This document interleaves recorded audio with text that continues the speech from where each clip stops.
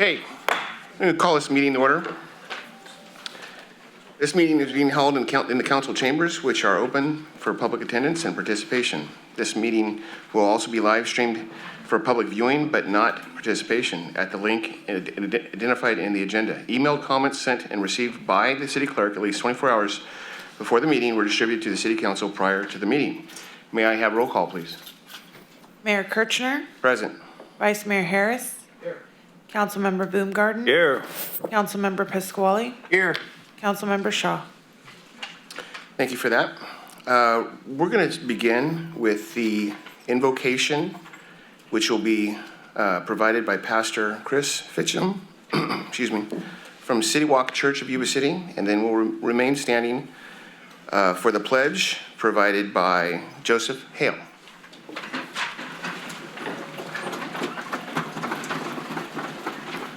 Dear Heavenly Father, we thank you for just a beautiful day in our city. Lord, we're thankful for the freedom that we have in our country, Lord. We're so thankful for this season that we celebrate the ultimate freedom through the person of Jesus and his death and resurrection, Lord. Tonight we just lift up our council members to you. God, I pray that you would encourage them personally, Lord, whether they had a great day or a tough day. God, I pray you'd encourage them. Pray that you would keep them safe and their families. God, I pray tonight that you would give them wisdom and clarity as they seek to make good decisions and really the best decisions for the people of this city. God, I pray for us that are not on the council, but that are citizens of this beautiful city. God, I pray that we would follow the example and instruction from your word that tells us to love our neighbor as ourselves. In Jesus' name, amen.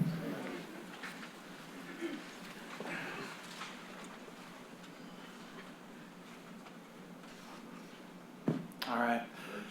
I pledge allegiance to the flag of the United States of America and to the republic for which it stands, one nation under God, indivisible, with liberty and justice for all. Thank you.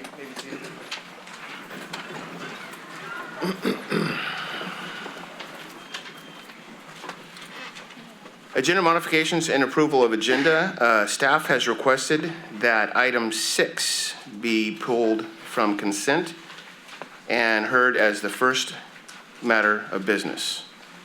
Ceremonial presentations, number 1, Child Abuse Prevention Month Proclamation.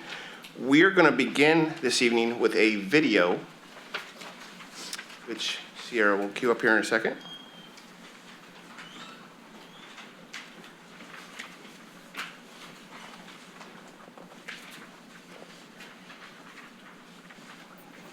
And through the chair, if we could let the record reflect that Councilmember Shaw is here. Right. Thank you. At 6:03. 6:03. Thank you. Welcome, sir.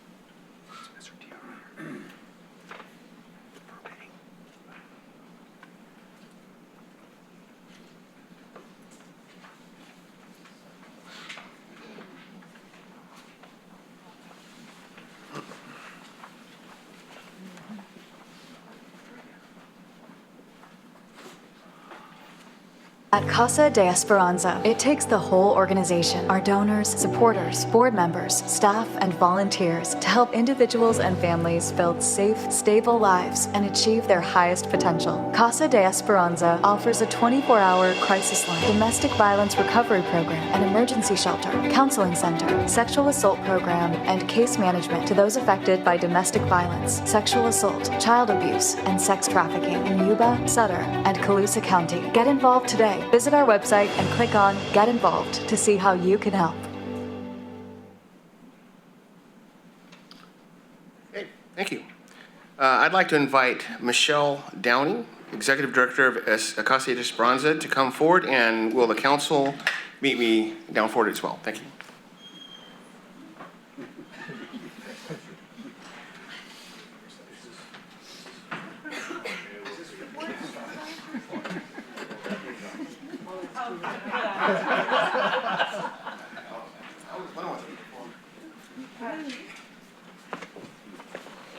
She was my newest board member.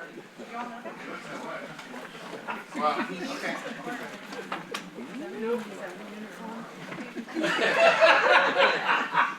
I almost broke mine. This is the fun part. Yeah, you think. But, you know, before we get into the proclamation, I just like to say personally, thank you for the service that you provide for our community. It is a integral part of and it's going to be a difficult job on top of that, but just personally, thank you for doing what you do. So we have, and this is for Child Abuse Awareness Month, the reason for the Martian here. Child Abuse Prevention Awareness Month, April 2023, whereas the tragedy of child abuse and neglect affects every community in California and touches the lives of far too many citizens regardless of cultural, ethnic, religious, or socioeconomic level. And whereas the threat to our children's welfare is demonstrated by steady increases in the number and in the seriousness of the reported cases of child abuse and neglect. And whereas if our children are to become productive adults, they should have the right to a childhood free from neglect, child abuse, sexual molestation, and exploitation. And whereas it is recognized that primary prevention programs designed to work with children themselves, their parents, and caregivers within the community are successful in preventing first-time abuse situations. And whereas early identification and intervention are essential to successfully interrupting the generational cycle of abuse and neglect, collaboration among professionals, concerned parents, volunteers, and policymakers can help to reduce the level of child abuse and neglect in our communities. And that's a long one.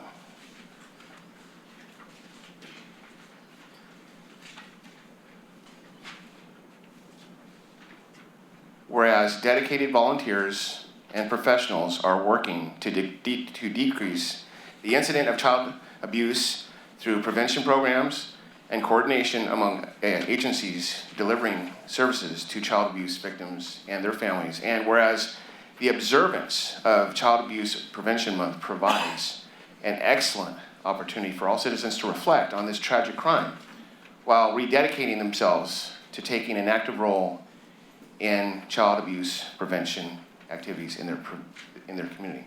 Now, therefore, be it resolved that I, Wade Kirshner, Mayor of the City of Yuba City, and on behalf of the entire City Council of Yuba City, do by proclaim April 2023 as Child Abuse Prevention Awareness Month in the City of Yuba City, and encourage all residents to join with local community efforts in keeping all children safe, strong, and free. Let's give this a hand.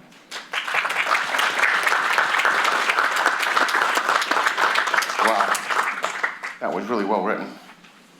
So this is just basically what I just read, but this is a token of our admiration to the efforts that you put on over at CASA. Would you like to say anything?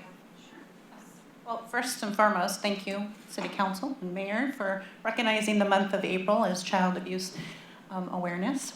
I want to thank also our community agencies, our support, Michele Blake and her team, anybody else that's in the audience that has helped CASA serve the community. They say about 34% of children that are exposed to domestic violence has been maltreated within their time in their home. So we are serving not just the domestic violence victims, women and men, we're also serving the children that are affected by it as well. I also want to do a shout out to my board member, Chief. Chief here is our newest board member as of last month, and we're honored to have the Chief of Police on our board. Thank you, Baker.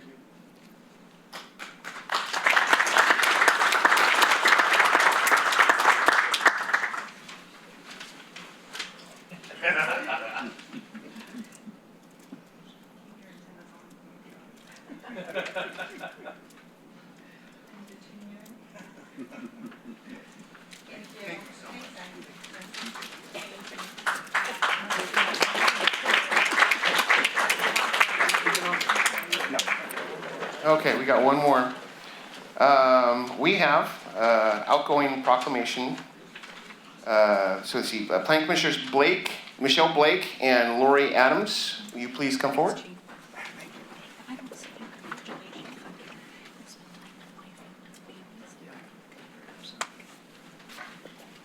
Wow. Oh, yeah. Are we out of antennas? Oh, we got one.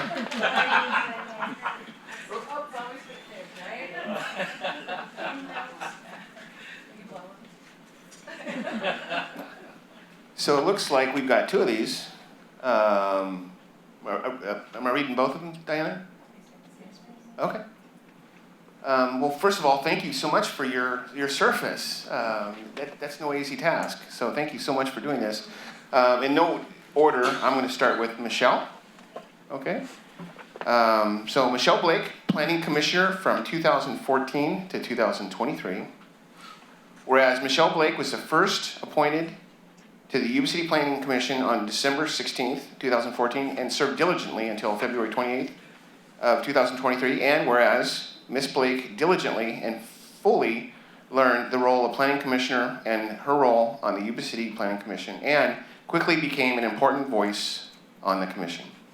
And whereas Ms. Blake established herself as an informed commissioner with true passion for the community of youth, decisions were always thoughtfully made with a courage to say no to projects that were not in the best interest of the city of Yuba City. And whereas Ms. Blake fully participated with the Planning Commission, serving terms as both vice chair and chairwoman, of the commission, where she ran efficiently and organized public meetings, and whereas Ms. Blake served on the Planning Commission at a time of significant transition with the Development Services Department, City Administration, and economic changes, where she displayed compassion, humor, and integrity in all commission activities. Her leadership, dedication, professionalism, and commitment on the commission was invaluable to the improvement of the city.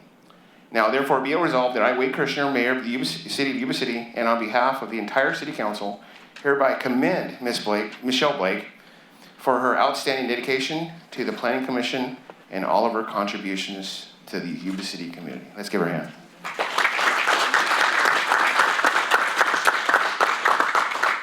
Would you like to say something real quick? Sure.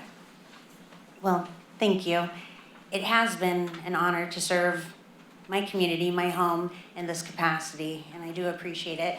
But mostly, I really appreciate all of the dedicated leaders such as yourselves, as well as the wonderful, brilliant team that runs the city's Developmental Services Department.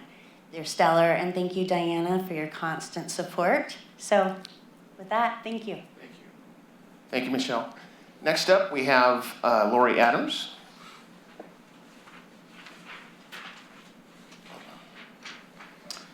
Okay, Lorie. Whereas Lorie Adams was first appointed to the Yuba City Planning Commission on March 6, 2019, and served diligently until February 28, 2023. And whereas Ms. Adams diligently undertook to learn as much as possible about the items presented for consideration, and her role on the Yuba City Planning Commission quickly becoming an important voice on the commission, with her attention to detail and valuable input based on her experiences with development and funding. And whereas Ms. Adams informed herself on all issues and fully participated in the Planning Commission to make decisions and recommendations in the best interests of all the citizens of Yuba City. And whereas Ms. Adams served on the Planning Commission during a time of transition and displayed compassion, humor, and integrity in all commission activities, her leadership, dedication, professionalism, and commitment to the commission was invaluable to the improvement of the city. Now, therefore, be it resolved that I, Wade Kirshner, Mayor of the City of Yuba City, and on behalf of the Click entire on City Council, Get Involved. hereby commend Lorie Adams for her outstanding dedication to the Planning Commission and all of her contributions to the Yuba City community. Let's give her a hand, please.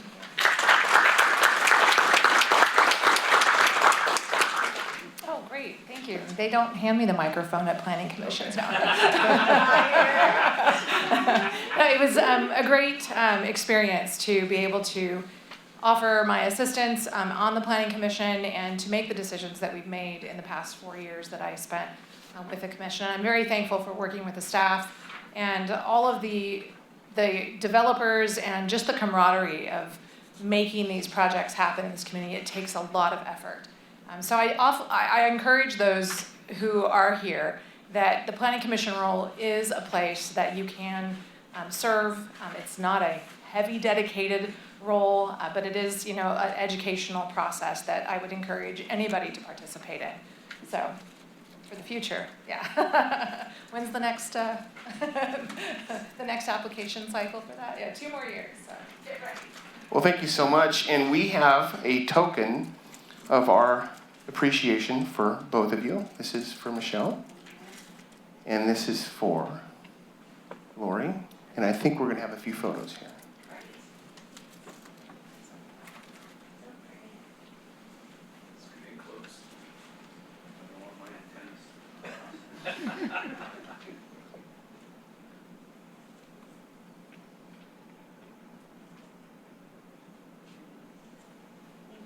Thank you so much. Thank you very much.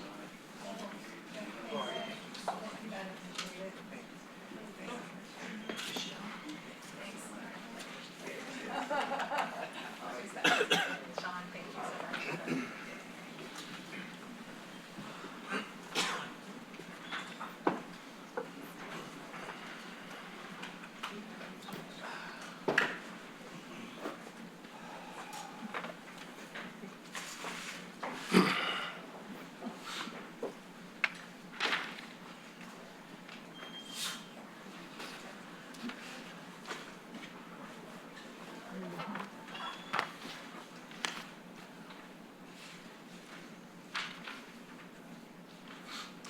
Okay, public communication. Appearance of interested citizens. You are welcome and encouraged to participate in this meeting. Public comment is taken on action items appearing on the consent calendar or business items on the agenda when they are called. Public comment on any other items within the scope of the city's jurisdiction, including items not listed on the agenda, will be considered at this time. Public comment is limited to 3 minutes per speaker. Members of the public submitting written requests at least 24 hours prior to the meeting will be allotted 5 minutes per comment per speaker. Repetitive comments may be limited, and large groups are encouraged to select representatives to express the opinions of the group. Do we have any comments from the public? Any comments from the public? Okay, seeing none. Consent calendar. All matters listed under consent calendar are considered to be routine and can be enacted in one motion. There will be no separate discussion of these items prior to the time the council votes on the motion unless members of the city council request specific items to be discussed or removed from the consent calendar for individual action. Do we have any comments from the public on consent calendar items 4 through 5 and 7 through 8? Any comments from the public? Seeing none, I'll bring it back to council for action. Through the mayor. Yes? Move to approve consent items 4, 5, 7, and 8. I've got a motion. Second. And I've got a second. All those in favor say aye. Aye. All those opposed say nay. Ayes have it. Motion carries.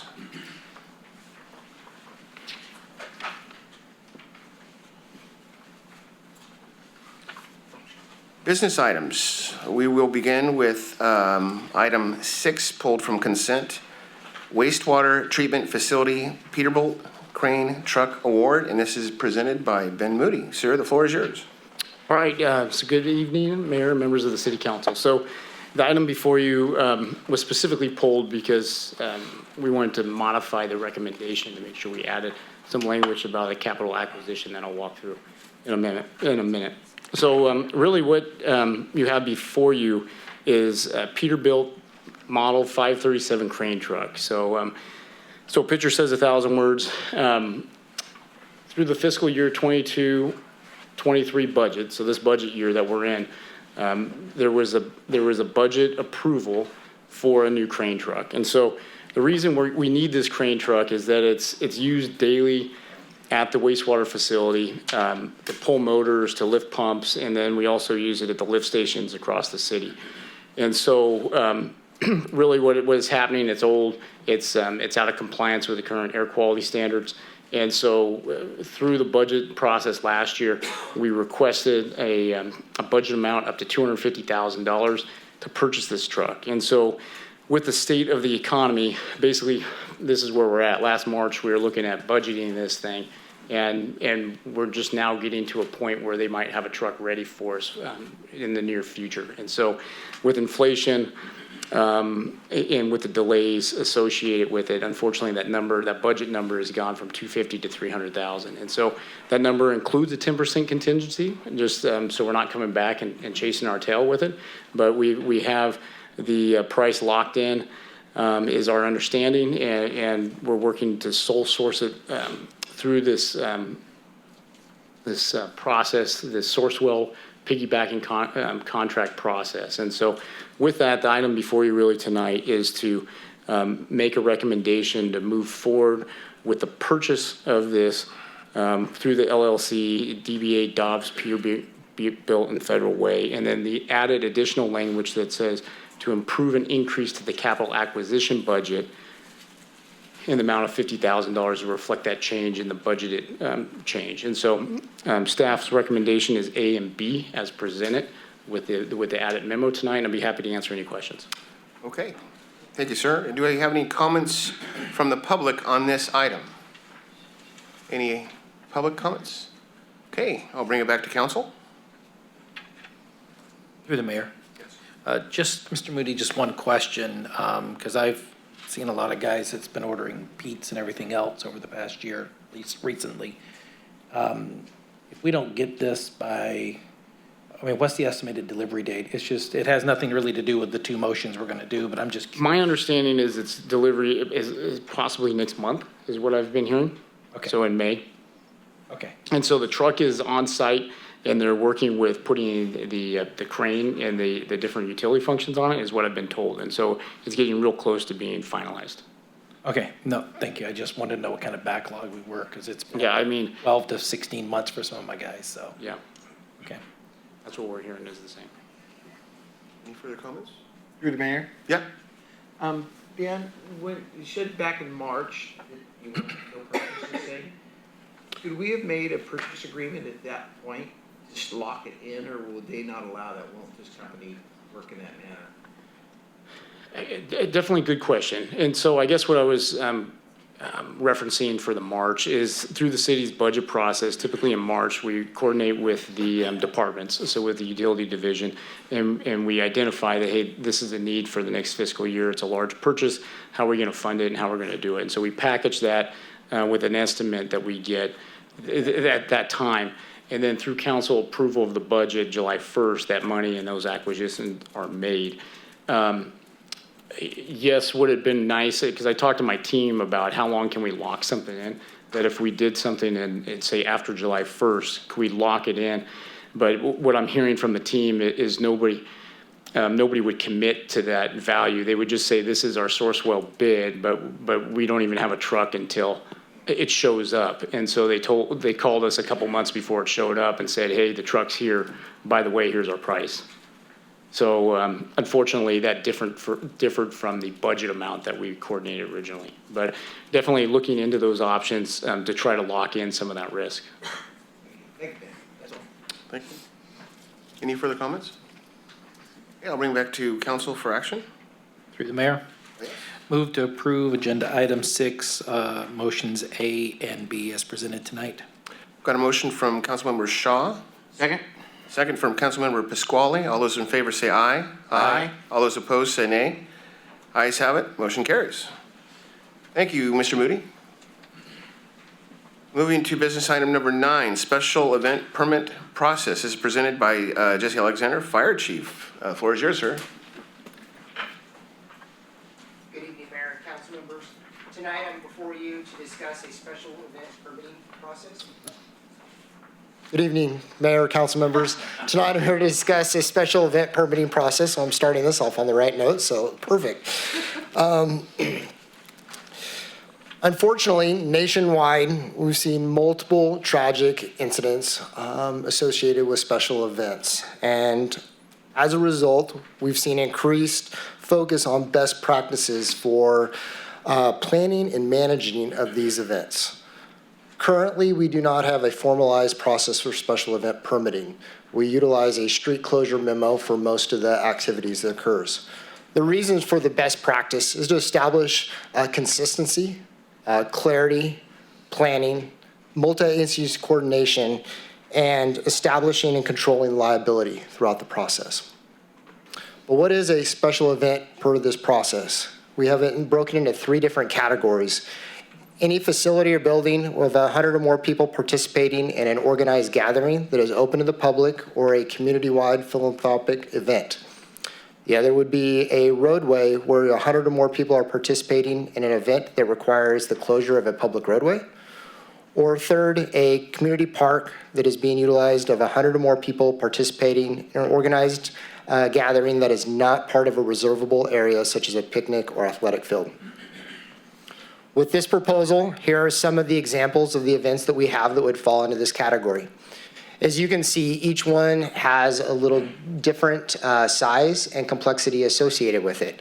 As a result, staff felt that it was important not to have a one-size cookie-cutter process for all these organizations. And instead, we established a tiered concept based upon anticipated attendance size. And what that looks like is we have a 3-tiered system with a tier 3 event of 100 to 1,000 people, tier 2 of 1,001 to 24,999 people, and then a tier 1 event of 25,000 people or greater.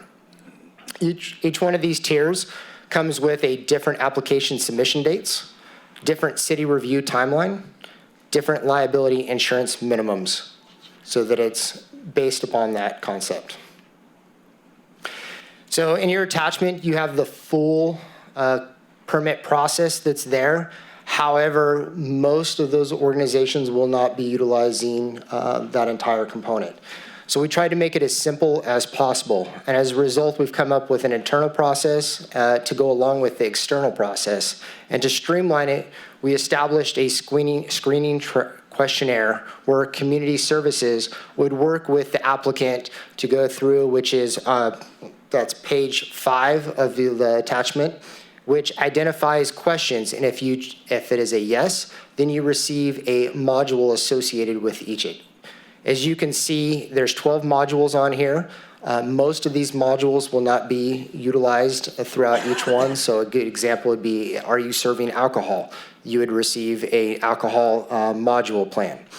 These modules are not intended to create more work. What they're designed to do is to provide information on municipal code and fire code so that that information is provided and that clarity is provided up front.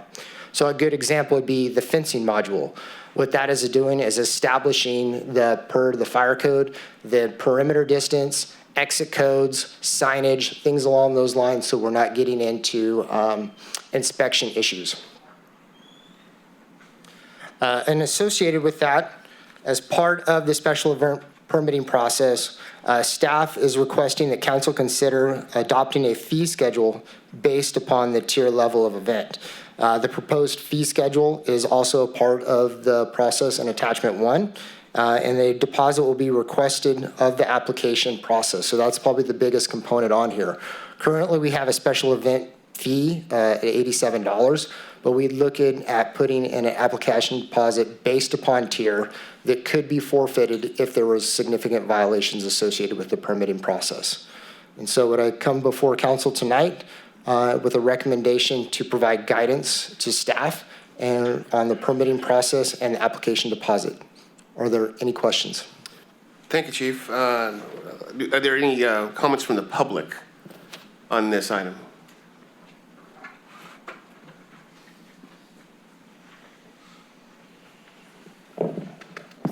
Hi, sorry about that. This is Heather Esseman. I live in Yuba City on the corner of Lincoln and Sanborn. I didn't get a chance to look at what the writing was behind this. I didn't quite, I was thinking it was a little bit of something else because the county was reconsidering their permitting costs and how to make that so that it's not, it was exorbitant for, if you put a little HUD up, they wanted like $1,000. And I kind of thought that's what that was. I apologize. So this, going forward, 100 people, you can get an awful lot of, that's nothing. You just call a few people together. 100 people is a very small amount. I don't know if it's really necessary to expect if I wanted to have some sort of an event in like Regency Park for just the community, and I would anticipate 100 people potentially, then I have to pay, I don't know how much that was, it said like $200 just for the first thing, and then, I mean, it just seems pretty expensive. Is there any way we could look at those numbers and see if maybe 100 is a little bit on the low?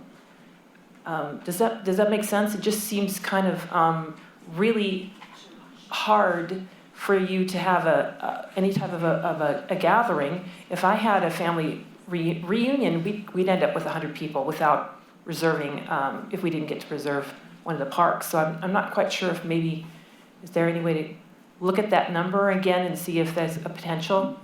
And I think that the only one on the tier 1, probably the only activity would be either the fair or the parade.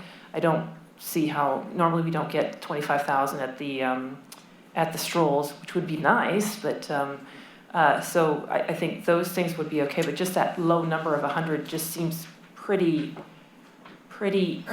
hard for somebody to get. I mean, somebody's going to get in trouble for that without them realizing that they're breaking that rule because of the way that it was presented. So thank you. Thank you. I can provide a little bit of clarification on that if you'd like. Well, first of all, this is only for city jurisdiction. It does not apply at this time unless there is a change in the county in regards to the CSAG area. And also, since the fairgrounds is state property, that this would not apply to that component of it. Thank you. My name is Caroline Sayadi. I don't actually come specifically for this, but I just thought of your comment. I think that you need to hit the button there. Okay, sorry. My name is Caroline Sayadi. I'm not specifically come for this issue, but when I'm hearing that, I automatically thought of a place of worship. There are so easily, some place of worship will reach 100. Does that mean that they have to pay every week $200? Doesn't sound right to me. I think you should increase it to at least 250 people. That's my comment. Thank you. And I can elaborate on that. Is the intent would not be for church organizations. This would be special event only. And that application is an application deposit to go through the process. It's not a fee at this time, but it is more of a a deposit, basically, so that we make sure that the organizers are following the permit process. Thank you. Any further? Yeah.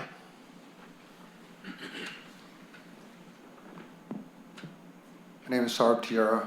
I reside in the 2599 Reed Road. I'm in the county, and I was not here for this reason either, but when I saw the chief put the 100 people request, every weekend, almost every day of the week in the city, there's like some kind of wedding going on, especially in East Indian communities. We have more than 100 people there. So are we gonna be asking them to get a permit every time when they have something going on in their home?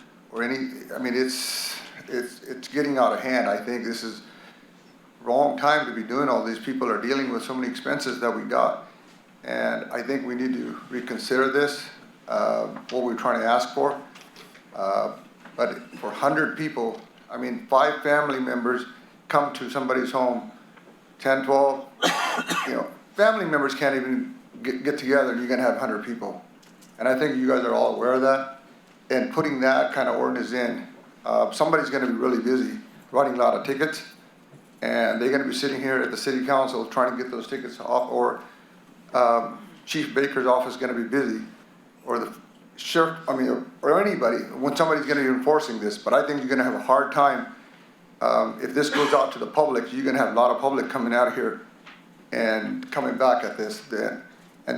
And also, I'm president of the Sikh temple. I like to know what the tier 1 is gonna do to us for getting that permit for next year for our parade. And Chief's on the board, we might as well find out what he's got a plan for that, what we need to change. And I think the council needs to know, otherwise we'll be back here again. So we might as well look at this thing, or we should put this agenda on the table and revisit this thing. But I think you are pretty premature putting this agenda, because people don't know all what's going on right now. Thank you so much. Thank you. Any further public comment on this?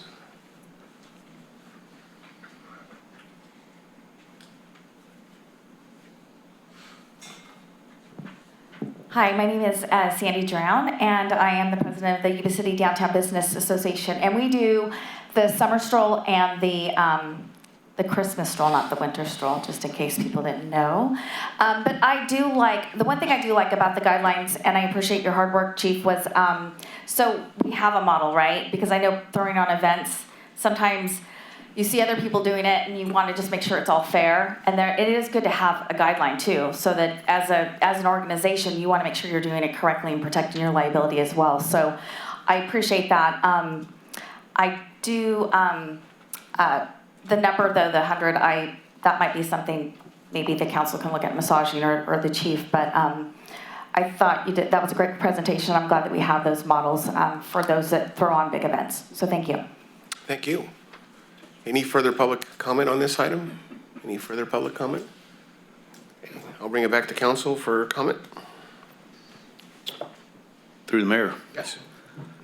Chief, thanks. I think that the idea to put some guardrails around events is important, especially in today's society.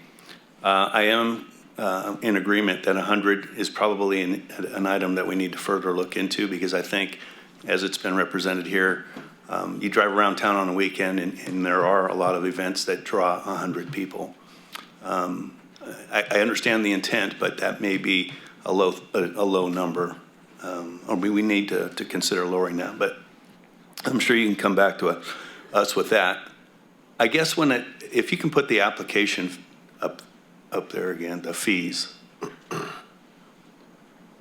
So on the application, it's listed as a deposit. I just want to make sure I'm clear on that. So someone gives you gives the city a deposit, then we're going to go through all the stuff that we need to do. Then is that deposit refunded? So the plan would be, at this time, it's just a deposit, as if there's significant violations or almost like an abuse of the permitting process, that's where that deposit could be forfeited. Okay.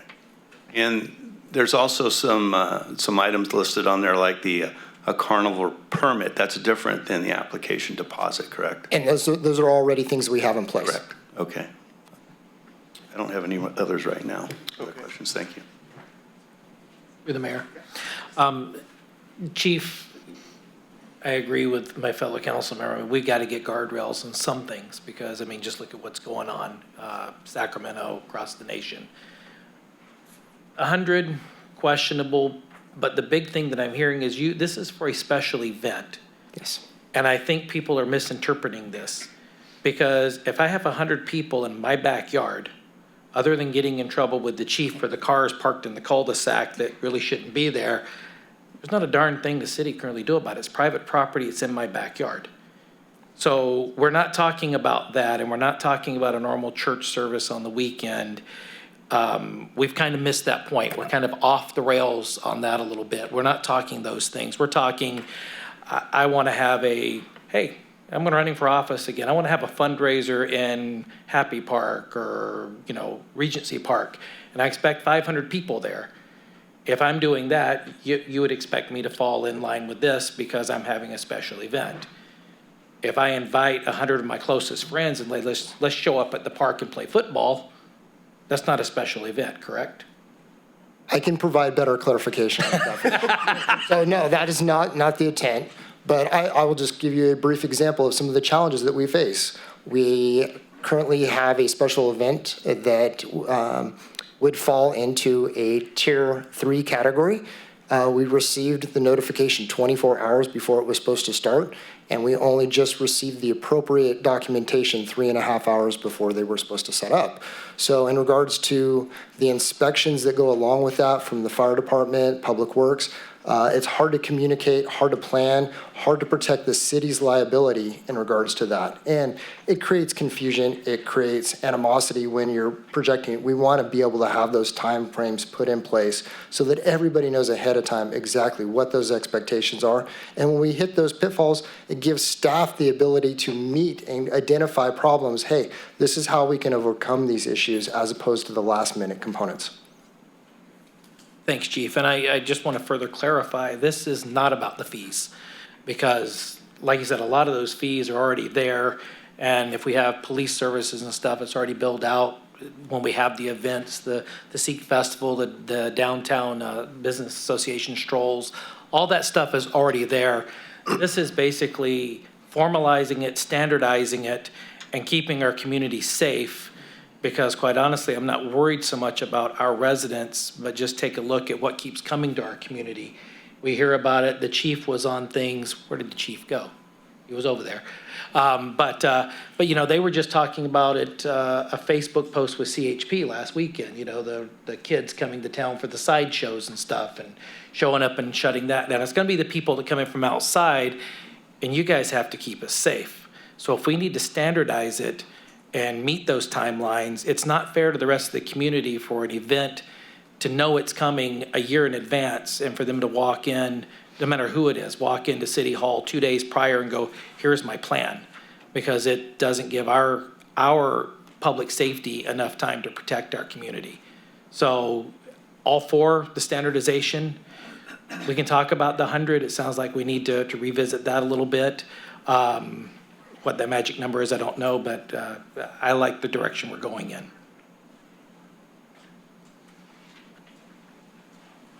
Mayor?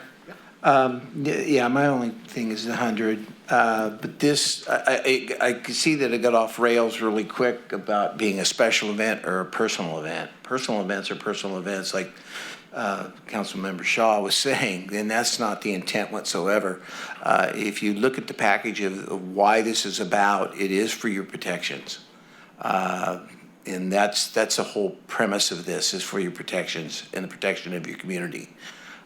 So, like David Shaw was saying about the sideshows and the such, those are things that can get out of hand and get very dangerous. And we need to have our people in place and the remedies to make it not a great venue to come to. You don't want to come to Yuba City because we do enforce our special events. So, yeah, the number thing was the only thing that I would be concerned about. Thank you, sir. Two things almost. Chief, how did we come to the number 100? That was staff sitting together and coming up with the best plan to try to come up with a scale. What we did reference. I wasn't sure if that was an insurance industry thing, if they have thresholds for when they require. Okay. And then can you go back to the 12 points? I'm trying to find where traffic would be. Is that buried in safety and security? It's going to be under, traffic's going to be under street closure module. Street closure, okay. All right, thank you. So thank you, Chief. The timing on this is very appropriate because you and I sat through several meetings leading up to the Hain Temple Parade. And I was educated sitting through that. And when it came back to why we need to do this, it comes down to public safety. And then that was punctuated by what happened in Sacramento shortly after that. So it certainly made me a believer. So thank you for all the work you've done with this. But I would agree with my colleagues that maybe we need to take another look at that minimum 100 persons number. And we're not taking action on this tonight. We're just, one more thing. Okay, go ahead. Yep. Chief, on this, we haven't written down a plan or anything yet, is that correct? So your attachment 1 is what we have proposed going forward, and it's just basically all the liability components, the screening aspect, and those modules. Okay, so we can have, someone new to this and they just found out they need to do a permit, they do it in time, everything, they look at these, it might be a little overwhelming to the point where they might be tempted to risk not doing it. Would it be possible to perhaps put together templates for people for each module so they can have a sample and make it a little bit easier and save some time for them? Absolutely, and my intent is going forward over the next, knowing that this will be a multi-year process to educate everybody, the plan was to sit ahead of time and identify the ones that we know that are already special events, reach out, communicate to them, give them some examples of traffic plans, give examples of what we'd be looking for site plans, do as much legwork ahead of time so that hopefully they can just turn that over. And we kind of, like I have on here, we kind of know the events that would be going on, and so the plan is to be reaching out with them, and I wouldn't say doing it, but really assisting them in the process the first couple of years. Good start, thank you. And just kind of piggyback on that. I think it can get real sticky with what it is and isn't a special event. That would be a concern that I have if I was enforcing this is, okay, is someone going to be able to, kind of navigate through the gray? So to the extent that we can continue to list out those things or even forecast those things, I think that would be helpful as well. And I appreciate the fact that you're talking about reaching out to people ahead of time, but there's going to be that 1 off, 2 off, or whatever that someone's gonna go, you're gonna go, hey man, this should have been a special event, and they're gonna go, I don't know anything about that. So, thank you. Through the mayor. Sure. That made me appreciate your comments, because what came to my mind is kind of, where's that bright yellow line? If we can clearly define what that bright yellow line is, or where they cross into a special event, I think that'll make it crystal clear. Is it if you have 100 friends together? Or is it 100 friends plus street closures? What's triggering that in that line? When you get into public roadways, and we tried to break it down in each one of those 3 main categories. So if you're going to have a roadway closure, if it's less than 100, wouldn't fall into that category. But we wanted to make it simple, and again, that kind of tied into where the numbers came from of people here, the 100 aspect over. So we had public roadways, parks, and then use of major facilities. So, but yes, we can come back and reevaluate those. Okay, you got what you need? Yes. Okay, thanks, Chief. Hey, business item number 10, update of safe and sane fireworks regulations presented by Jesse Fars, our fire marshal.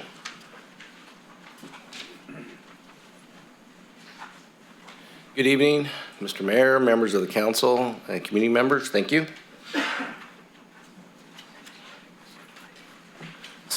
So tonight we're going to go over. I'm going to go over some points that we had discussed earlier at a workshop January of this year, and really the purpose was to clean up some of the language we have in our municipal code, specifically in regards to fireworks and safe and sane fireworks. Modified timeframes in which safe and sane fireworks are available to be purchased and sell. Modify the time frame in which fireworks are allowed to be discharged within the city fire protection district. Utilize the existing municipal code for the fine structure for violation of those discharges outside the recommended time frame. This also includes prohibition against the use of dangerous fireworks as defined by state law and the social host enforcement. To update the municipal code to modify the period of time to sell and discharge safe and sane fireworks, regulate dangerous fireworks, and also to ensure the use of those fireworks do not constitute a noise violation during the lawful periods of discharge. A little bit of the background, there's been significant issues expressed by the community members, our public safety members, staff, in the use of fireworks. Again, at the day workshop in January 23, Council has determined that revisiting, refining the municipal code where necessary regarding fireworks regulation. Complaints about the fireworks has placed a strain on public safety resources, especially on the Independence Day, 4th of July, in the excess of fireworks disturbance calls. So hopefully with this language, it might minimize that a little bit. Reduce the time frame to sell and purchase safe and sane fireworks. These are the fireworks that we buy at our local 501c3 booths throughout the city. Existing language is 12 noon to June 28th and ending at noon, on July 6th. That's the current state language. So the recommendation would be to begin at noon on June 28th and end at 11 p.m. and beginning at 8 a.m. and ending on 11 p.m., June 29th through July 4th. That's the sell and purchase. Reduce the time frame in which discharge safe and sane fireworks. Again, this is the existing language, June 28th from noon each day, and there's no end date defined. So our language now that exists is 4th of July, 24/7, 365. We will better define that by between June 29th and July 4th from noon to 11 p.m. each day. Prohibit the discharge of safe and sane fireworks within 10 feet of a residence. I thought this was important, and again, our city attorney provided a little bit of this language, and I think it's great. So it takes it away from combustible structures, gets it out more to the sidewalk and away from buildings. Provide a specific time frame to exempt the discharge of safe and sane fireworks from the city's noise ordinance, as well as those within a special permit, such as required for a community fireworks event. So with this language, it would be exempted from that portion of the municipal code. The administrative citations up to 500 per violation are not proposed to change at this time. Community groups often use the sale of safe and sane fireworks for fundraisers. Fire department has reached out to our vendors. We have one in our audience tonight, and have confirmed that the proposed refinements are feasible. Reviewing the most recent version of the city's municipal code, it appeared that the latest updates of the previous regulations have been previously adopted by the city council that prohibit the use of dangerous fireworks as defined by state law have dropped out, and we'd like to reintroduce them in this package. And put it back in the fire prevention section of Chapter 5 of Title 4. And violations for this section as a misdemeanor, and penalties are $1,000. And that fits in with the social host component.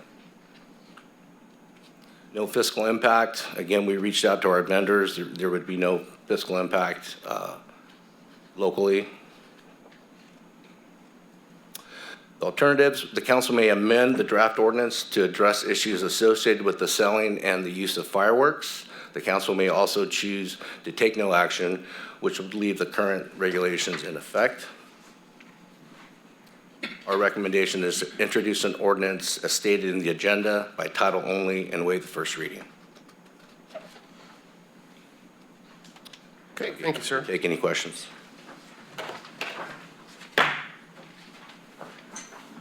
The public hearing for the update of to the safe and sane fireworks regulation is now open. If there are any members of the public who would like to address the council on this issue, please provide your statement via public comment and state your name and address for the record. Do we have any comments from the public on this item? Any comments from the public? Okay. Hearing no further comment on this issue, I am closing public hearing and bringing the matter back to council. The Mayor? Yes, sir. Jesse, okay, so Safe and Sane is not a name brand, is that correct? Or is it?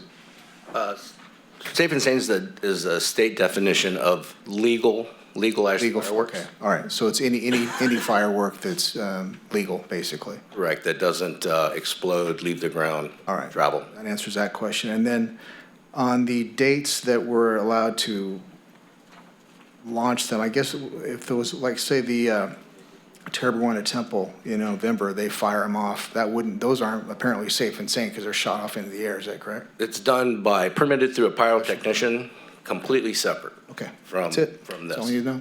Thank you. Anything? Good. I would like to say a few things about this item. Thank you, Chief. Chief. Thank you, sir, for providing us with the information. This came out of a long meeting that we had a few months ago, and this was definitely on one of our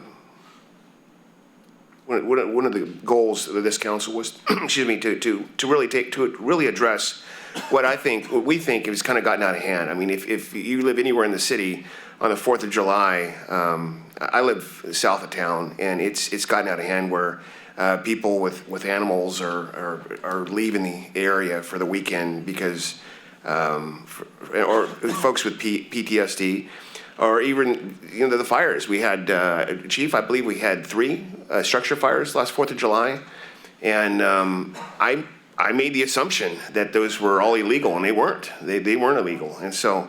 And I would like to say something else. This is not meant to punish those charities those 501c3s that make a good amount of money with their fireworks booths. This is not meant to punish them at all. It's just to try to address what is really kind of gotten out of hand in our community. I remember prior to me coming on council, Councilmember Boomgarden, in cooperation with Councilmember Brad Hudson over in Marysville, were very integral in bringing back the firework display at the river bottoms, and I was hopeful that would kind of let the steam out of the show that was in town, and unfortunately that hasn't been the case.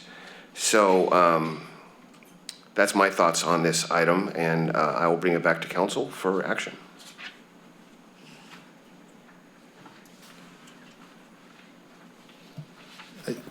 The Mayor, just,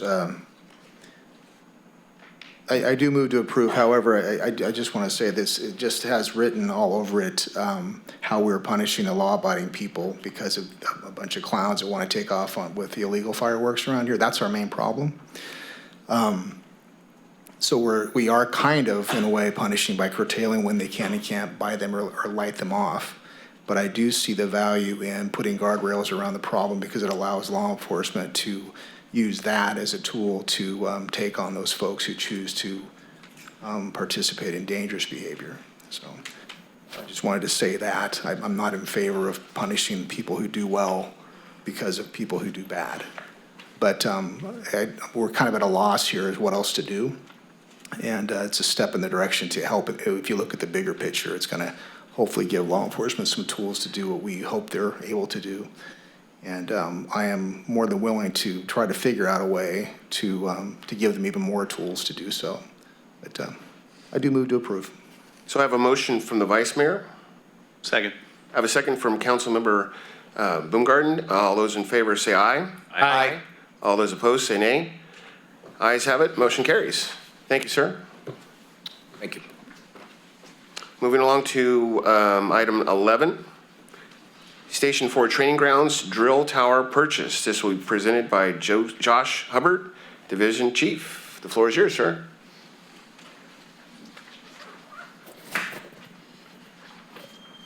Good evening, Mr. Mayor, council members, and Mrs. Langley. Thank you for the time and opportunity to stand up here tonight and present the affordable drill tower, as well as seek authorization to utilize capital improvement project funds to purchase this training tower to serve as the centerpiece of our training site out next to Station 4.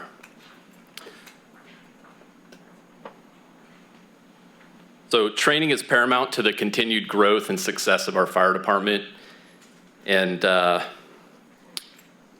it is our goal to continue to build and invest in our members' training to ensure the highest level of quality service to the residents and community that we serve, knowing full well that realistic training in our dedicated moments is what's going to make the difference when the alarm bell sounds. So I kind of wanted to review some of the concepts and ideas and goals that we've discussed within the fire department for our training program. And that's to enhance emergency response, our emergency skills, our emergency equipment, and to build a training ground site for our personnel. To increase the expertise and effectiveness of our fire department members, to grow our decision-making and confidence, to build a professional development and succession plan model, to reduce risk and increase safety of residents and firefighters alike, and to meet and exceed all training requirements and build a growing standard and expectation. So these training requirements are outlined by the National Fire Protection Association and the insurance services offices. So making sure we're hitting all of the components that are necessary. At this time, I kind of wanted to review some overview of some training statistics that our fire department completed in 2022. So in 2022, we completed 14,980 training hours. This was an increase of 3,135 training hours from the prior year, with our members averaging 293.7 training hours. This helped us to meet all the requirements of NFPA and ISO except for one, and that's what's noted there, what's deemed as facility training. So facility training has to be completed with two main elements, and that's a multifaceted drill tower and a facility where we can conduct live fire or burn room operations. So as a little bit of a background, in 2021 and 2022, the fire department used CIP funds to begin developing and planning a training site next to Fire Station 4 on Olier Road. To date, we've removed 1 acre of orchard trees, provided a ground base and drainage system, and fenced in the area for security. This is allowing us to now focus on bringing in the training pieces and the equipment necessary to build this site out. So really this is a two-phase type approach that we're going to be looking at. The first phase is providing the foundation and the approval to purchase and get this training tower in place. And then the second phase will be utilizing Connex box storage containers where we can bring out and simulate commercial and residential properties. A lot of this stuff has been reserved, the phase 2 components. We're just holding off on bringing them in until the training tower is in place and approved. So my recommendation is to approve the purchase of the affordable drill tower. So the affordable drill tower is a 38-foot tall, 3-story, 5-level galvanized steel training tower. It's custom designed and adaptable to meet the various fire department needs, and it allows us to build our training concepts into it for multiple training applications. It's cost effective versus a traditional tower. It's engineered to meet California and Cal OSHA standards, delivered, installed, and anchored by a professional crew in a very short time frame. It's a 2-day process to build this, and they're estimating once approved and in contract with them, they're able to come out within a 3 to 6 week window and start the process. This training tower is currently being used at some of the largest fire department training conferences around the United States. It's NFPA 1402 compliant, and that has to do with planning and building an approved training site, and it meets the ISO training tower credits. There's a picture of it right there. There's multiple other applications that we build on, but this is kind of the base model that you can see. So again, multifaceted training. I won't go into all of it, but ground and aerial ladder operations, rappelling and rope rescue, FDC fire department connection and standpipe operations that allow our engine operators and our crews to actually pump these, which normally we just have to simulate. Sprinkler system training. There's sprinkler systems built into this so we can practice in the event of a sprinkler head activation or a break, we can go in and make repairs. So there's that type of training. Multiple hose line deployment and advancement applications for hose lines up floors and stairs, windows, vertical ventilation, commercial and residential. You can actually build props on top and within this component where we can practice sending crews up onto a roof to make cuts. Firefighter self-rescue applications, vent enter search, that's that VES victim rescue off balconies, windows, through doors. These are all training props that come with it that we build into this system. Removable floor panels to provide below grade rescue training applications, victim removal off windows, balconies, doors, and rooftops, realistic pumping applications for our FAOs, and then they're down at the bottom, window props, vent props, vertical ladders, outrigger bay. So you can enclose that lower floor to provide narrow hallways and corridors for our engine companies to practice hose line advancements before reaching a stairwell or whatever we want to set up there. So that's what I wanted to present. I thank you for your time and consideration of this. I think this is a great training tool that'll be in place for our fire department for years to come. Thank you, Chief. Do we have any comments from the public on this item? Any public comments? Any comments? Okay, I'll bring it back to council. Through the mayor, Chief Hubbard, thanks. I know this was a near and dear project to you, and this sort of completes a vision, a portion of a vision for that location out there on Olier Road. What I most appreciate is you and your team's approach to trying to do this as economical as possible, but by also getting all the things you need to get done. There are more expensive options. I don't think they're any more effective. And for that, I applaud you and the rest of the folks that worked on this. I think this is a much needed training opportunity for our firefighters. And I assume that it would also be available to the region for training classes that we may host. Would that be correct as well? So this is something that's not only going to benefit Yuba City Fire, but our partners that are providing protection throughout the region as well. So anyway, excellent. Thank you. Thank you. Through the mayor. Chief, as a recent alum of your program over there, rock on. This is much needed because I see what you guys do and how you guys train now, and just understanding more from going through the fire ops and having those narrow hallways and stuff. We need it to keep our guys safe and keep our city safe. So thank you. Any further comments?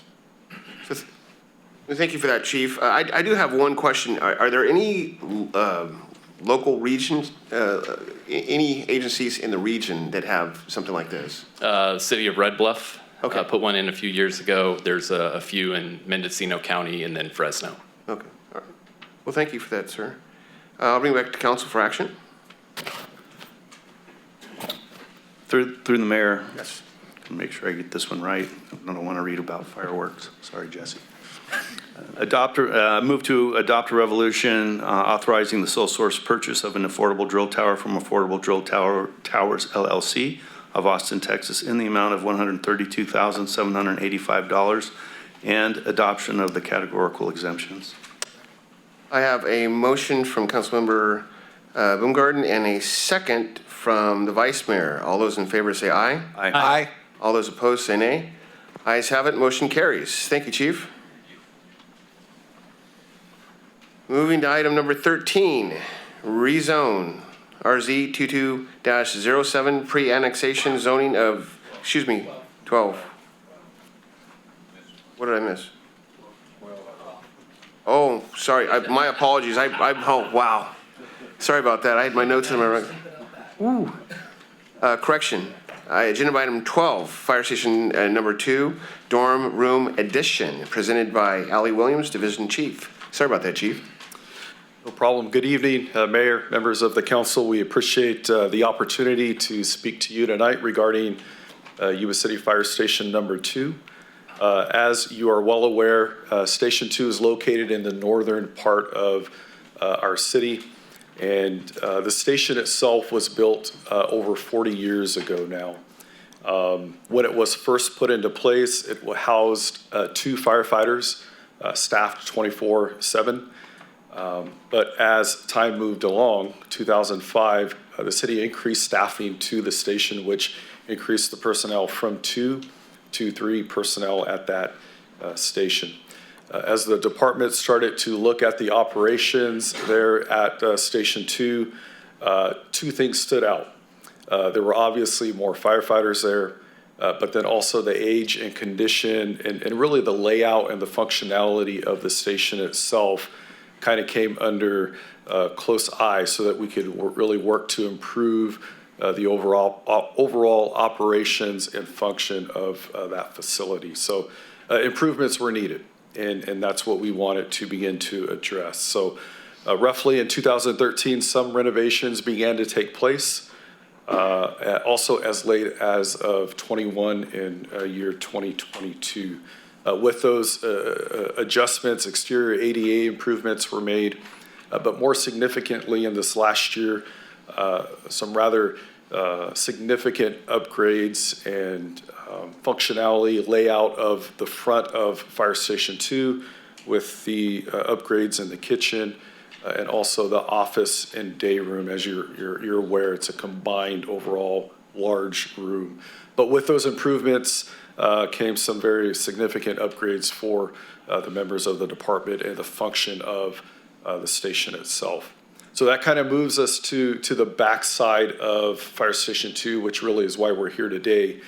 The desire of the department is to expand the backside of that station so that more and needed necessary improvements could be made to the facility itself. So what would we get with that addition? Well, it would provide an additional 1,300 plus square feet. As you know, Station 2 is small. It's our smallest station in the department, but it would allow us to have something that we don't have there currently, and that would be private and enclosed dorms, which would make it easier for housing both male and female firefighters. It would provide additional bathrooms, both male and female, still allowing the front restrooms to be used for the public and visitors. Also with that, we would gain some additional areas that would be of good use that we don't have currently, a laundry facility area room, as well as a storage / utility room. But probably one of the other significant upgrades with that as the expansion, if it were to be approved, as those dorms would move to the rear of that station, it would open up the current dorm area to allow for a dedicated physical fitness area, which we don't have.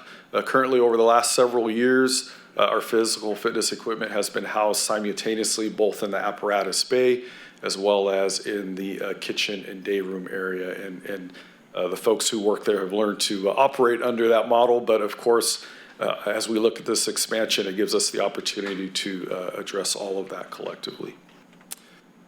As we look at the current drawings as they stand, the engineer's estimate would put that building project at roughly $800,000. If it were to be approved and we were to move along with this, the project could be completed sometime around late fall of 2023. The project fund that currently houses the funds dedicated to that project are roughly just under $1.1 million.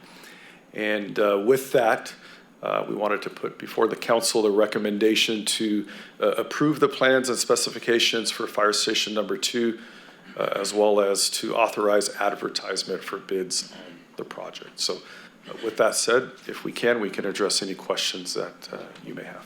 Thank you, Chief. Do we have any comments from the public on this item? Any public comments? Okay, seeing none, I'll bring it back to council.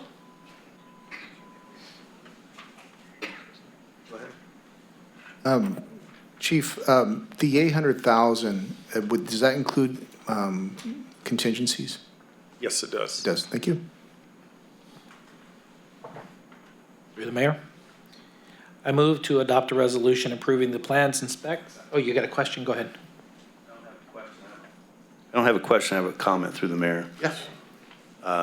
As a young firefighter stationed at that station in the early 1980s, it was tiny then with 2 people. And you're right, we were sort of falling all over each other to get just the business of the day done, including, reports and all that stuff. So I think this is long overdue. I think that this is a good thing, not only for the station, which is tired, but for the folks that are staffed there. It's much deserved and its time has come. So those are my comments. Okay. Through the mayor. Yes. I always talk a lot with our children at our school about wants and needs, and this is definitely a need-driven fire department, and I'm very thankful for that. You don't look for fluff, you look for what you need, and so.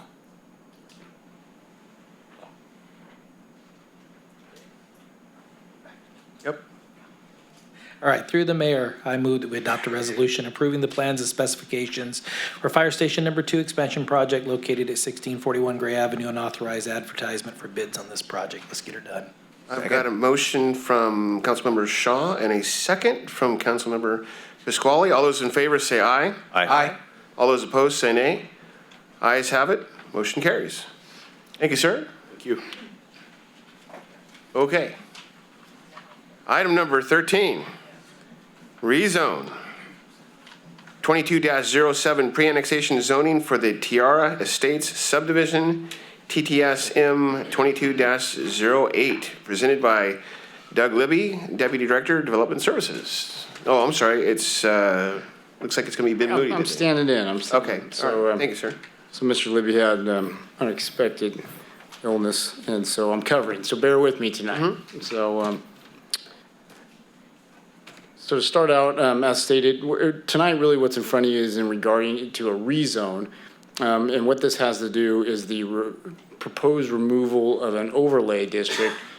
In Yuba City, we call this, it's called a combining district, and it's called X20. And so I'll walk you through this, and it's associated with a project that has just recently gone through the Planning Commission regarding subdivision map TSM 2208 Thiara Estates. And so a little bit of background. The Planning Commission considered the Thiara Estates subdivision map rezone in the environmental assessment associated with the project at their March 22nd, 23 meeting, so at our past meeting. And so with this project, it's approximately 8 acres. And we're talking about this area in the yellow. We're right on the edge of the city limits, so technically this is in the county. And so when a project comes forward, each one's a little bit specific based on the area, the zoning, what they're trying to propose. And so this wasn't just a straightforward subdivision map because it's outside the city limits. There's some old pre-annexation zoning that I'll walk you through, and then also as far as how we get through the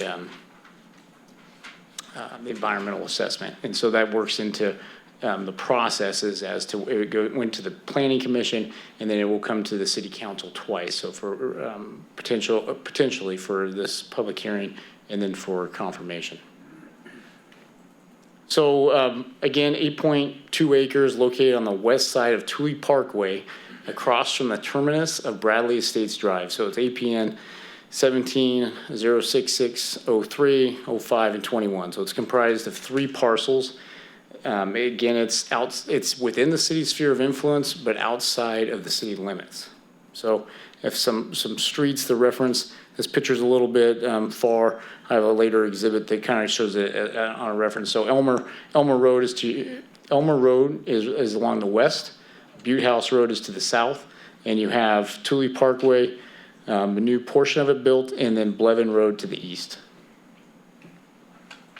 And so really what we're considering tonight is this action is to take, for this area, on our zoning map right now, it has this combining district X20, and we want to remove that and change it to the city's current single-family residential zoning, which is R1, single-family residential. And so just as a overall, I threw this picture in here. This is the county's general plan. And in this, what we're looking at is in this yellow area, there's this overlay district. And it's an interesting district when we dug into it.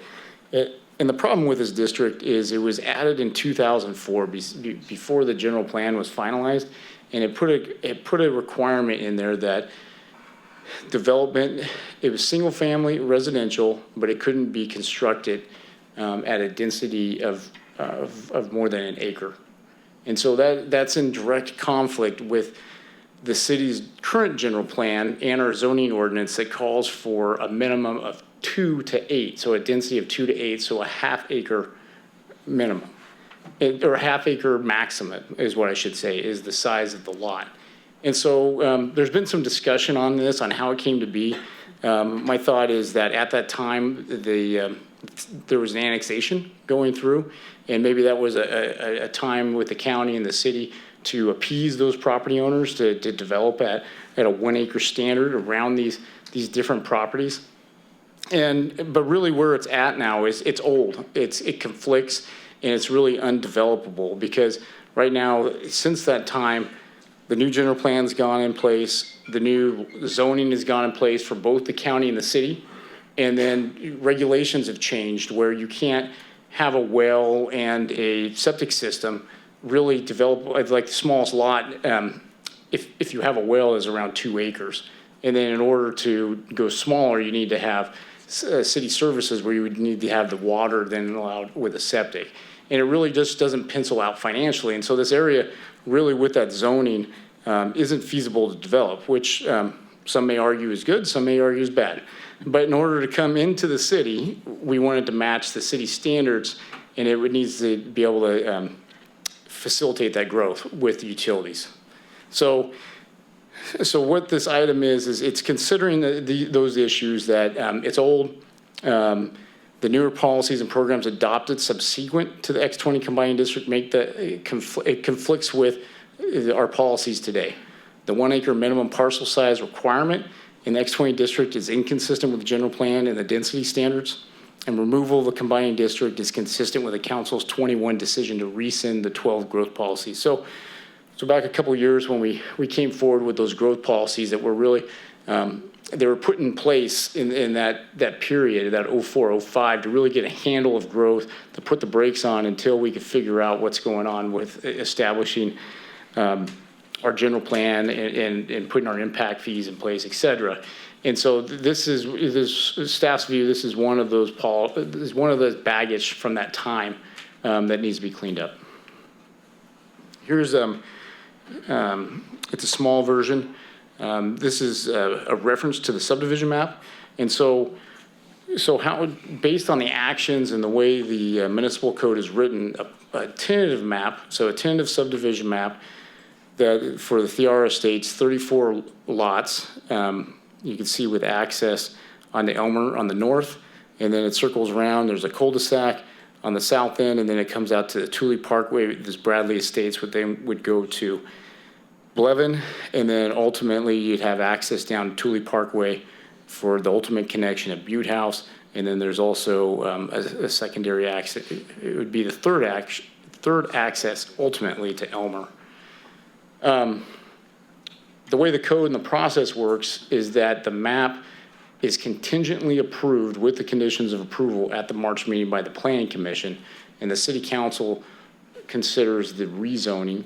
So they make a recommendation to approve, but the actual zoning is considered by the City Council. And so, so where the map and the conditions of approval is tentatively set now, with the final for the rezoning and the environmental to be decided upon by the council. But I'm happy to answer any questions regarding that. So there was a public hearing in March. There was a lot of input. You know, there's definitely a lot of input from the community on Elmer regarding the additional traffic on Elmer and also on Bradley Estates, privacy. There was, I believe, correspondence that came through to the council and provided regarding privacy concerns about the new development. And so with this, it was approved. It meets the standard density in that 2 to 8. It's coming in at 4.3. All the lots meet the city's zoning requirements. So with that, environmental assessment was prepared for the project for both the rezone and for the subdivision. There's no evidence of record the proposed project will have a significant effect on the environment. And so with that, I'm requesting that you conduct a public hearing and then introduce an ordinance as described in B. And with that, I'd be happy to answer any questions. Thank you, Mr. Moody. The public hearing for rezone RZ 22-07 pre-annexation zoning for the Thiara Estates subdivision TSM 22-08 is now open. If there are any members of the public who would like to address the council on the issue, please provide your statement via public comment and state your name and address for the record. Do we have any comments from the public on this item? Yes.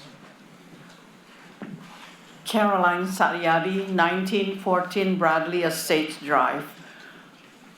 I believe rule and regulation are created for a reason.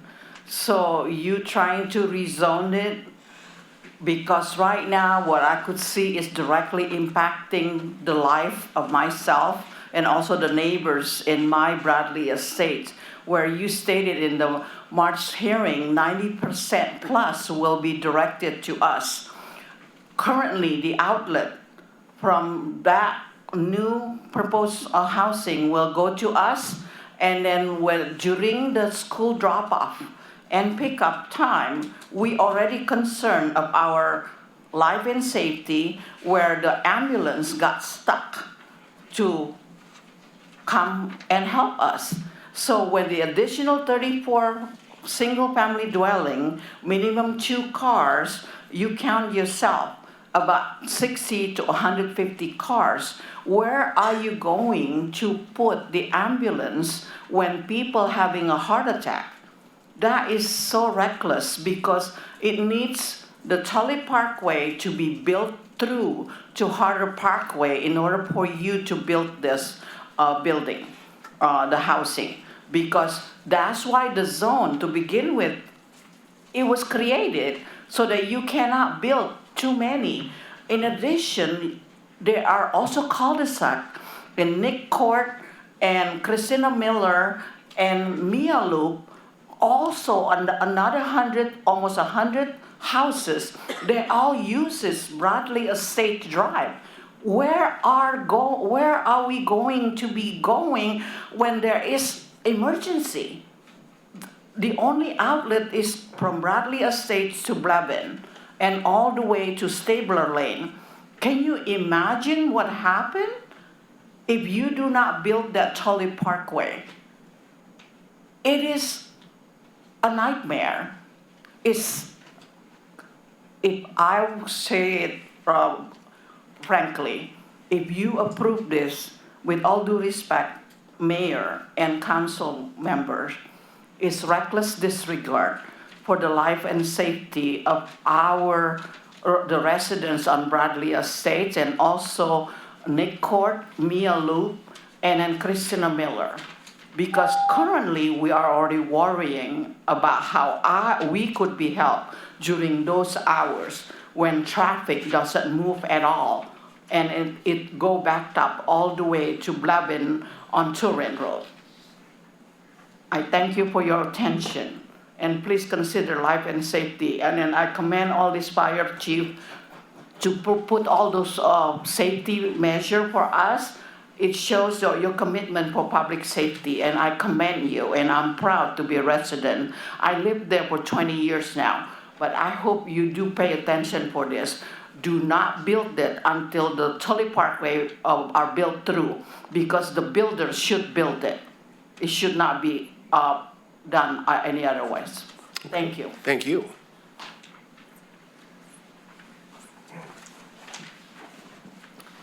Hello, my name's Bob Farley. I live at 2195 Elmer Avenue. I'm the property directly north. That property will be directly south. The fence will be on my property. So I have several questions. Can I just ask Ben some questions? So how is this? I'm sorry, we're not open for questions at this point, is that correct? Well, my question is, if this is county property, how is the city involved?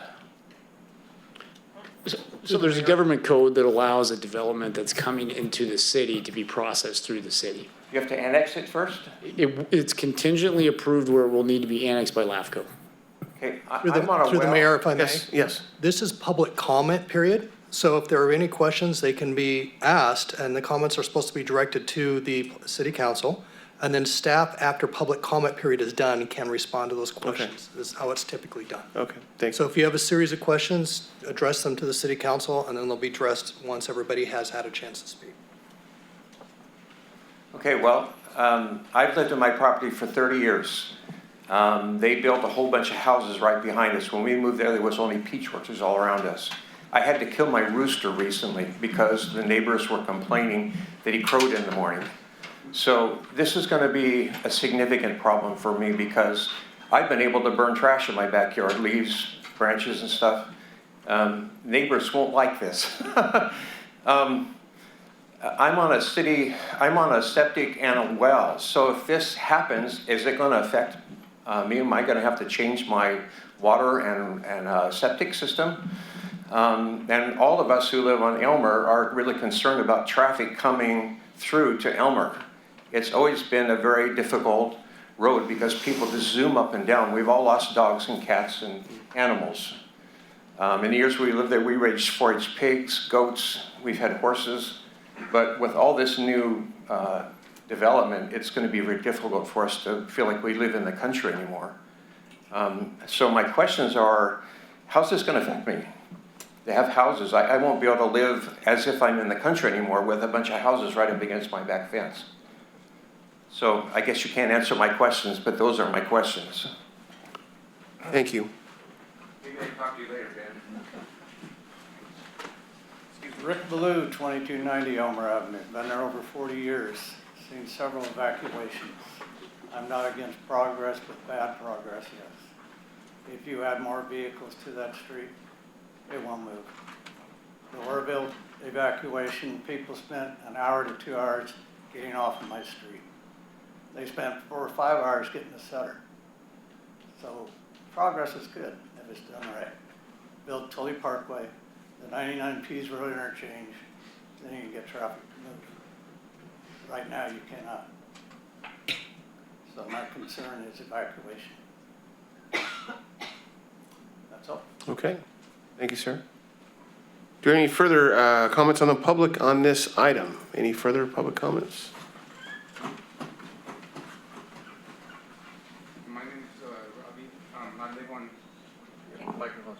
My name's Ravi. I live on Bradley Estates, and I kind of agree with her because I have a 5-year-old daughter that goes to the school, Butte Vista, right there, and around 7 o'clock, 8 o'clock in the morning to 2 o'clock, the traffic is backed up all the way to Butte House almost, and even on Bradley Estates, if you go towards the end, you'll see like people peeling out, like driving rubber marks everywhere. It's just I can't even let my daughter go outside on a driveway because I'm afraid like people are going like 50. Nobody's driving 25 over there. Everybody's going 45, 55, like. And it's a small street, like small residential street. It's not like Butte House Road, or like Stabler. It's just like you can't even see anybody walking if there's cars parked on the sidewalks, and it's just I don't know. I think it'll be way too busy on Bradley Estates. Yes, I feel like it won't be safe. It's already kind of bad when they built those houses in the back, and when we moved over there 20 years ago, there was no houses in the back. So they opened Bradley Estate to those houses now, so we have traffic like nonstop, like all day, almost like until like 11, 12 o'clock, 1 o'clock at night now. And I can just hear those cars from my room, just burning rubber and just going like 50, 60 miles per hour. And I'm just kind of concerned about like kids walking home from school, walking to school in the morning. I think it'll be just way too busy on Bradley Estate. Yeah. Thank you. Thank you. My name is Alexander Cervantes, and I live at 2146 Elmer Avenue. And I purchased the property approximately a year ago with my wife to live in the country. I want to keep it country. I'm in direct opposition of this progress. I just want to let that known. Thank you. Thank you. I'm A.J. Hyatt. I live at 1903 Elmer Avenue, and this property is not immediately adjacent to me. And I agree with the speakers who say the infrastructure needs to be improved because traffic is seriously a problem. But we have to have growth, and we don't want hot growth outside and leaving islands of small places that don't have services. It will be a benefit to the people to develop this property if you take away that X20. Thank you. Aletha Martin, 2182 Elmer Avenue. 2182 Elmer Avenue, Aletha Martin. There is no sidewalks on our street. The roads aren't that good, and they fly up and down it. And if you have people coming from that subdivision, it's going to be one big mess. There's going to be accidents and everything. You can't even hardly walk on Elmer Avenue without traffic flying by you. So I don't know what's going to happen when you put more traffic. I think the best thing to do is finish Tully Parkway all the way to Butte House, then run the traffic that way instead of running in on Bradley Estates and also to Elmer Avenue.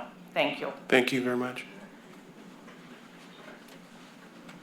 Hi, Heather Essman. I saw the Planning Commission meeting. I don't know if you might have seen that. So Mr. Moody didn't tell you the whole story about the traffic, and I think she just mentioned a little bit. Basically, most of the people were complaining that during school times, that it's an absolute nightmare, that they can't do anything about it. And I think that when you're working on this in the traffic study, I don't know what the traffic, he was talking about how the traffic study would, it didn't take into account those special times where school was open in the morning and then when you had to go pick up your kids in the afternoon. So if there's a way that the city can address that to make it easier for the people, I think that you wouldn't have as many people coming to play. And by the way, the Planning Commission told these people to come to this meeting tonight. They basically said, if you have a problem with it, we're going to approve it tonight. But if you have any more complaints, come to the city council meeting tonight. So that's why they're here, is because the people that you selected for Planning Commission basically told them to come tonight. So I think that's important for you to know. And if you want to, you're welcome to look at the recording and you can confirm what I'm telling you. Thank you. Thank you. Okay, any further public comment on this item? Okay, seeing none. Hearing no further comment, I'm closing the public hearing and bringing the matter back to council. I'd be happy to address some of the comments if you'd like me to. Yeah, Ben, you want to start off with that, please? Yeah, and please add to them as I work through, but I tried to take note as we were working through it. So with Mr. Farley, the question is, it's in the county, why is it with the city? And so again, it's contingently approved upon annexation. And so the process for, there's a government code that allows the city to process the map with it being in their sphere of influence, but it's contingently approved that it would have to go to the local agency formation committee, which is another body, a joint body with the city, county, and special districts and public members that will ultimately decide about the annexation. It is consistent with our growth model because it's in the sphere of influence. The zoning, as discussed, unfortunately, I feel for you, I'm a country person, but it's slated for growth. It's zoned in the city for R1 single family growth. It's zoned in the county for R1 single family growth. And all the models and the master plans that have been put in place over the last decade and a half, traffic models, the water and wastewater master plans, account for that growth, account for the density, account for the water, sewer, and the roadway infrastructure. Thule Parkway, we definitely hear the public loud and clear regarding Thule Parkway. And so with this, the developer would be responsible to build their half. And so with the development, that private property, he would have to extend. So Thule Parkway is extended north of Bradley Estates currently. It's a single lane, kind of half built right now on the east. They would need to build their frontage into the south.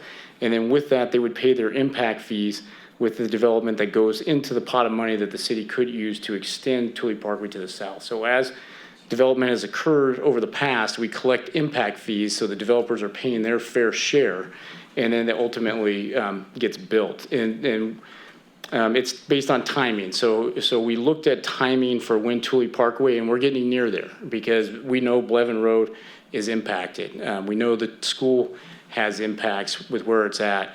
With that, we put consideration as to the extra outlet onto Elmer, and try to minimize some of the speeding that might come across. We put the dog leg in it so that we don't have people just racing straight across at it. It was some of the thought that was put into this.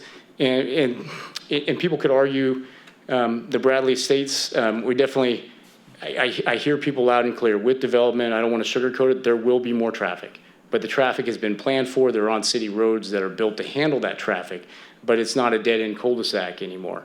And so with Tule Parkway, once this gets built and it's a CIP project that's programmed to get built in the future here with the city, you're going to see more traffic on this leg, because what you're going to see is people, instead of going down Elmer, they're going to come down Blev and they're going to turn out here on Bradley because it's a collector roadway and then come down. And so besides the 60 to 70 to 90% of the traffic that goes this way currently, you're going to start seeing traffic come this way. And then Elmer, through that traffic study, I think it had 25, 30% that they thought of the 34 homes were going to use this as an outlet to come up. And so that's a traffic study. You know, it could be plus or minus a little bit, but they're usually pretty accurate. They're done by professionals. But again, I do not argue the point that with new development, there will be additional traffic, but it's consistent with the city's growth and to provide homes and opportunities for the residents. This is where the property owner has decided to develop within city standards and city infrastructure. You know, I could get into the septic and well. These will be on water and sewer. So if anything, it would provide those extensions to be closer for connection onto Elmer, but those do not necessarily affect that situation. If there's a failure, we'd have to look at how close it is, you know, to see if there's a future connection opportunity or not. But typically you're in the county still. You would remain in the county if you're not part of the annexation and you're not in the city. And so there are some opportunities if somebody wanted to have an out-of-service extraterritorial agreement that the city could consider. Burning, my understanding is that when we've gone through this in the past, the rules for fragment are that they're the same in the city and or the county. And so so you'd still be in the county. You know, not as many people burn in the city because they're required to have garbage service and they just don't have the room like the county does, but there's no added restriction because the property owner is adjacent to you regarding the burning.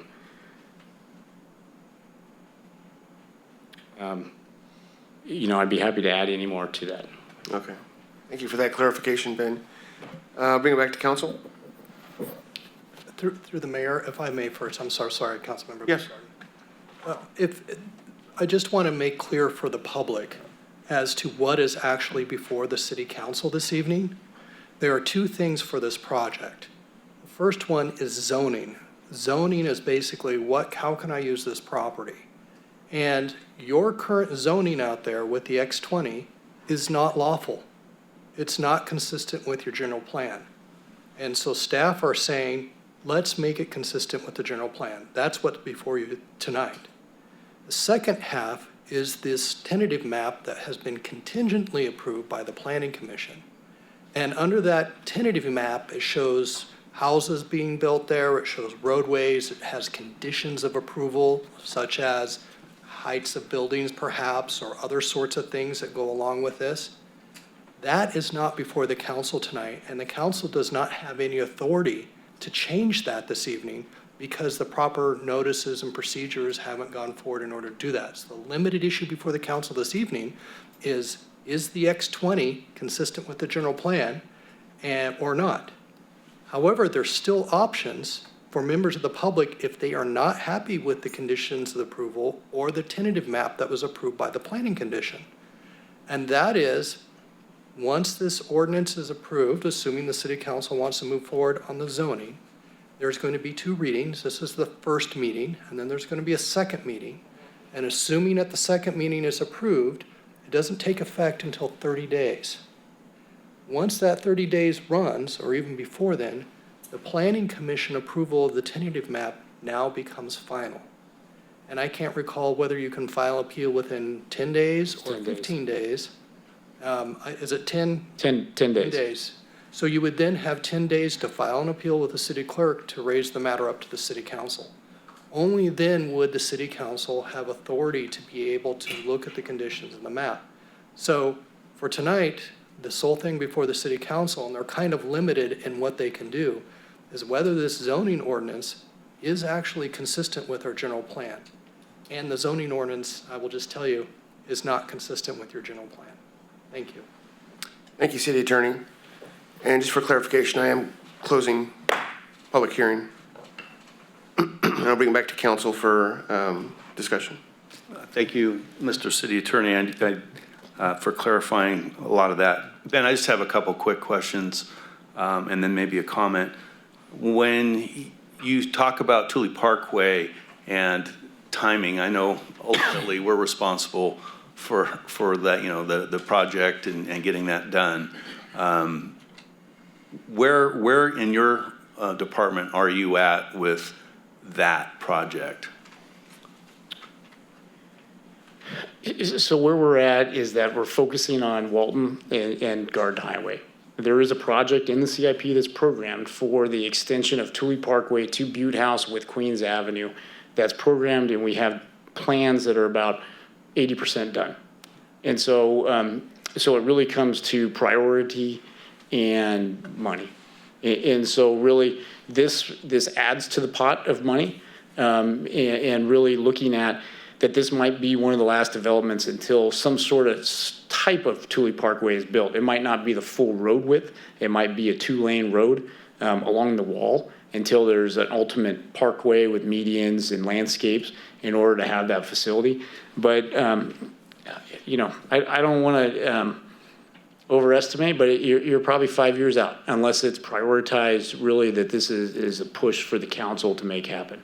Or the development occurs and the commensurate funding. Oh, absolutely. If a big project comes forward in that area, you know, there's a lot of land to the north with some big subdivision blocks.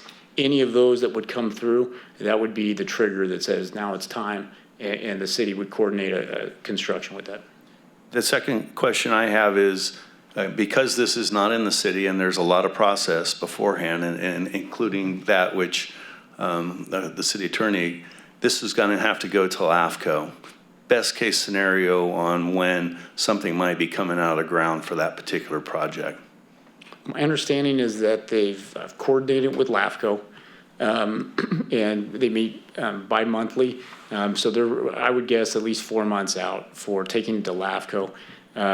This project, you know, the developer is here. He could probably speak to that.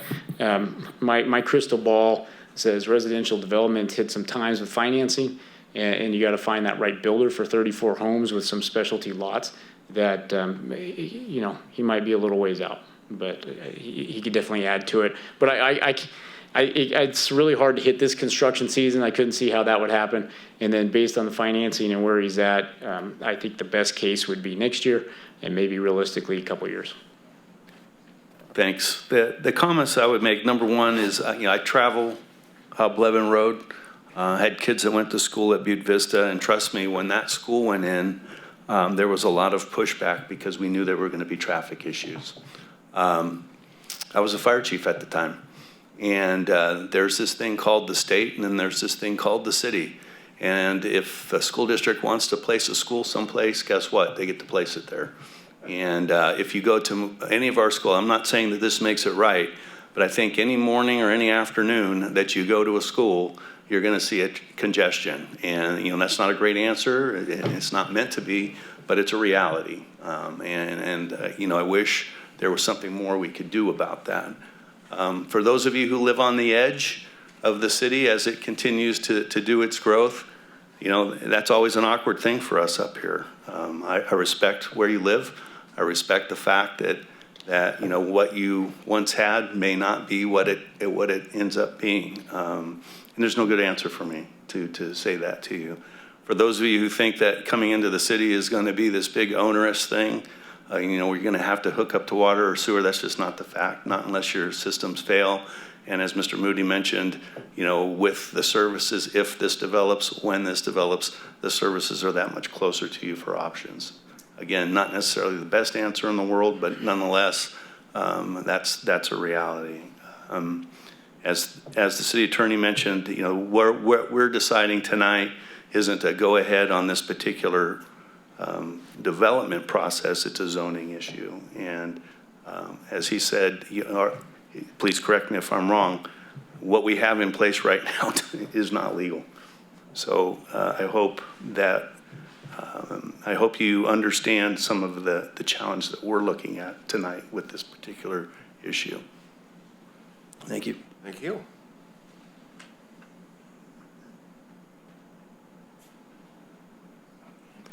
So just to piggyback on that, thank you, Councilmember Baumgarten. I'd like to thank the public for being part of the process tonight. Hopefully your concerns or questions were answered between Mr. Moody or Mr. Chapin. But the city attorney pointed out pretty clearly that the city is out of compliance, and that's what is issue of this evening. And so without anything further from council, I'll entertain an action.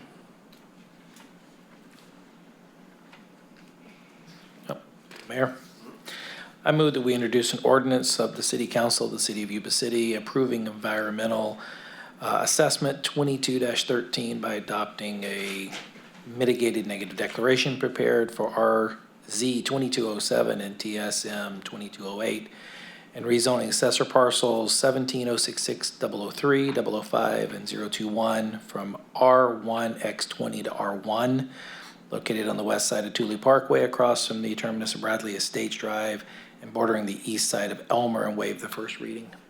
I've got a motion from Councilmember Shaw and a second from the Vice Mayor. All those in favor say aye. Aye. Aye. All those opposed say nay. Motion carries. Thank you, Mr. Moody.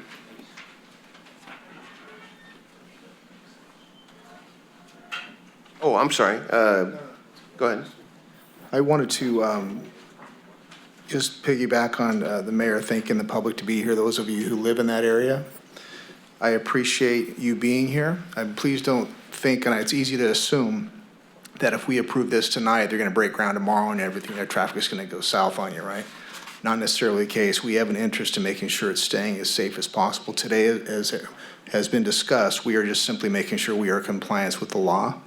But I also not only happy that you came tonight, but I'm very pleased and impressed with how you presented your opinions. I personally appreciate that. And the Planning Commission telling you to come here tonight, that's exactly what I would have expected them to do. That's what you're supposed to do. And we're glad you did, and we wish more people would. So thank you very much. Thank you. Hey, moving along to item number 14, Water Supply Outlook. This is presented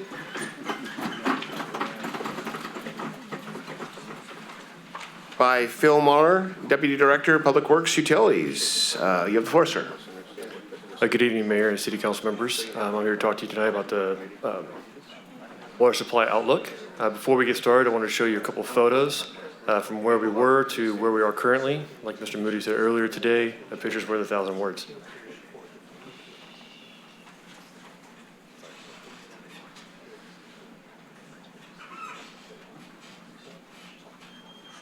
Yeah, I appreciate your help. Thanks.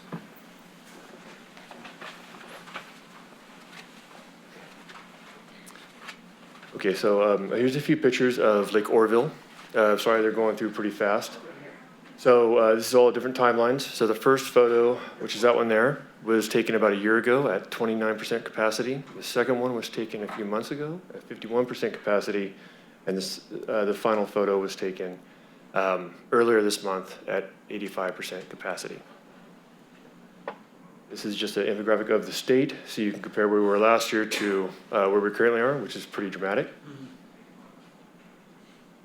Okay, so getting into some background information. Last March, an executive order, excuse me. So an executive order was issued to all water purveyors to move to 2% of their water shortage contingency plan and to move with a 20% water allocation or target. The following month, council approved moving to stage 3, implementing water restrictions, which included designated watering days, which have been in effect for about a year. The last month, a new executive order came out eliminating most water restrictions, and roughly around the same time, the State Water Project also increased our water allocation from 15% to 85%. This table here shows you all of our water sources and their projected uses throughout the rest of the year. So this was last year's utilization, and then this is this year's projected utilization for the rest of the year. I'll give you a moment to go ahead and kind of look through the table. I also wanted to make note that we're looking to store approximately 4,000 acre feet of carryover water in the San Luis Reservoir as well. So staff recommends moving from a water shortage stage 3 to stage 1 of our water shortage contingency plan. That would include no irrigation days and no hard conservation targets, as well as continued enforcement of water use privileges, such as irrigation with 48 hours of rainfall, excessive water resulting in gutter flooding, use of a hose without a shutoff nozzle, washing down hard surfaces like sidewalks and driveways, using recirculating fountains, and not repairing leaks in a timely manner. And this all coincides with maintaining water conservation as a California way of life with the state's theme. So upon approval, staff will send out notices to customers in the next utility bill, letting them know of the changes. We'll also remove all stage 3 outstream materials from circulation, continue to respond to water waste violations. We'll continue to construct and develop new water sources, pursue opportunities to capitalize on and secure water supplies.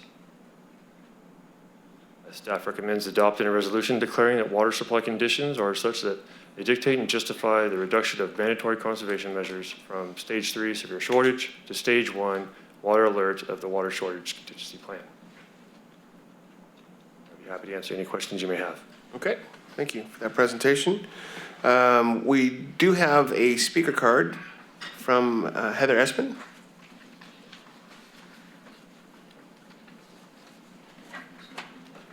Good evening again. This is actually the reason why I came, because I saw this on the agenda, so sorry about that.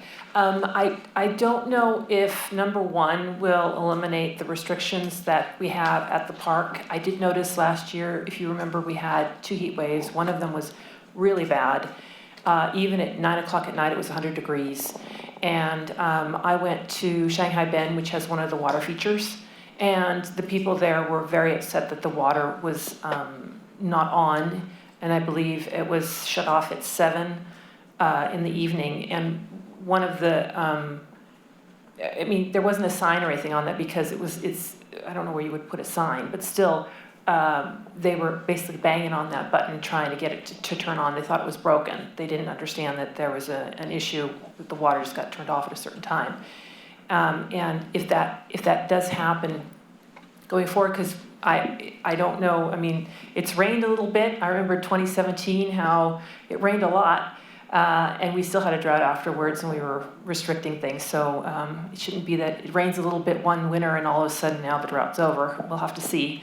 But if we can get it so that, I don't know, maybe they can tell us whether or not that level 1 will allow for them to have the water on when it's really hot like that at the park for a little bit longer. That would be much appreciated from the people that were there. They were very upset that the water was off. So if we could keep that water on, I think Brad told me last night that it would be on till 9 or something like that normally, but that they had lowered it down due to the water restrictions. So if we could get that so that, because in the evening it's still light, right, at 9 and 10 o'clock at night. And when it's 100 degrees outside still, there were kids that were trying to use the water feature and it didn't work. But I wanted to, that's why I came here for today. Thank you. Thank you. Any further comments from the public on this item? Any further public comments? Okay, I'll bring it back to council for discussion or action. I have a quick question. Thanks for the presentation. Are we still doing the rebates for the various items like the toilets and stuff? That doesn't go away with? Yes, we are. Thank you. That's all I had. Any further comments? Okay, we'll entertain some action from the council. Through the mayor. Yes. Move to adopt a resolution declaring that water supply conditions are such that they dictate and justify the reduction of mandatory conservation measures from stage 3, severe shortage, to stage 1, water alert of the water shortage contingency plan. I've got a motion from Councilmember Boomgarden. Second. And a second from Councilmember Pasquale. All those in favor say aye. Aye. Aye. All those opposed say nay. Ayes have it. Motion carries.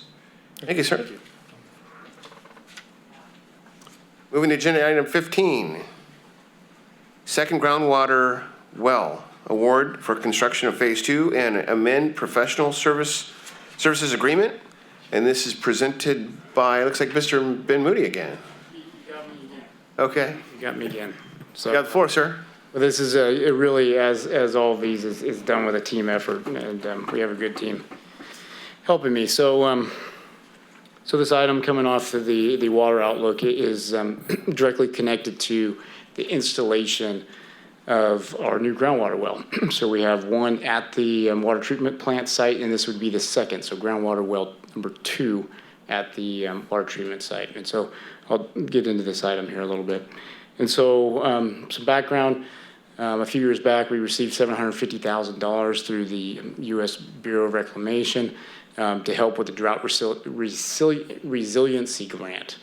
We contracted with Wes Yost, who's a consultant design professional in the utility world, to help set up that design for an industrial level potable water source. And so over that time, we've been working on the design, implementing it. And so in order to help speed up the project and the time delays associated with the above ground equipment, so the motor, some of the pumping equipment, the VFDs, the electrical controls, due to the delays, we pushed to break the project into two.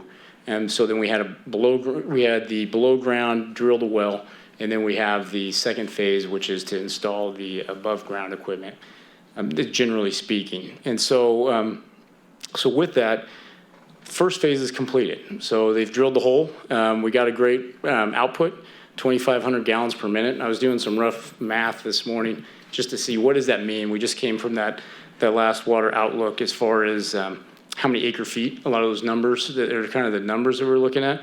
And running at this 2,500 gallons per minute, I threw 75% of that. You know, if you really wanted to run it all year long, that could give you about 3,000 acre feet a year. You know, that wouldn't be our priority because of the extra cost to pump and the additional treatment, but it's definitely a real, it's a real value to the system, especially when we go into those drought conditions because of the permits that we have, the licensing through the river, that when there's no water flowing down the river, there's no water. And so it really gives a real option, and then the cost of water it gets expensive. We were seeing numbers up to $800 an acre foot.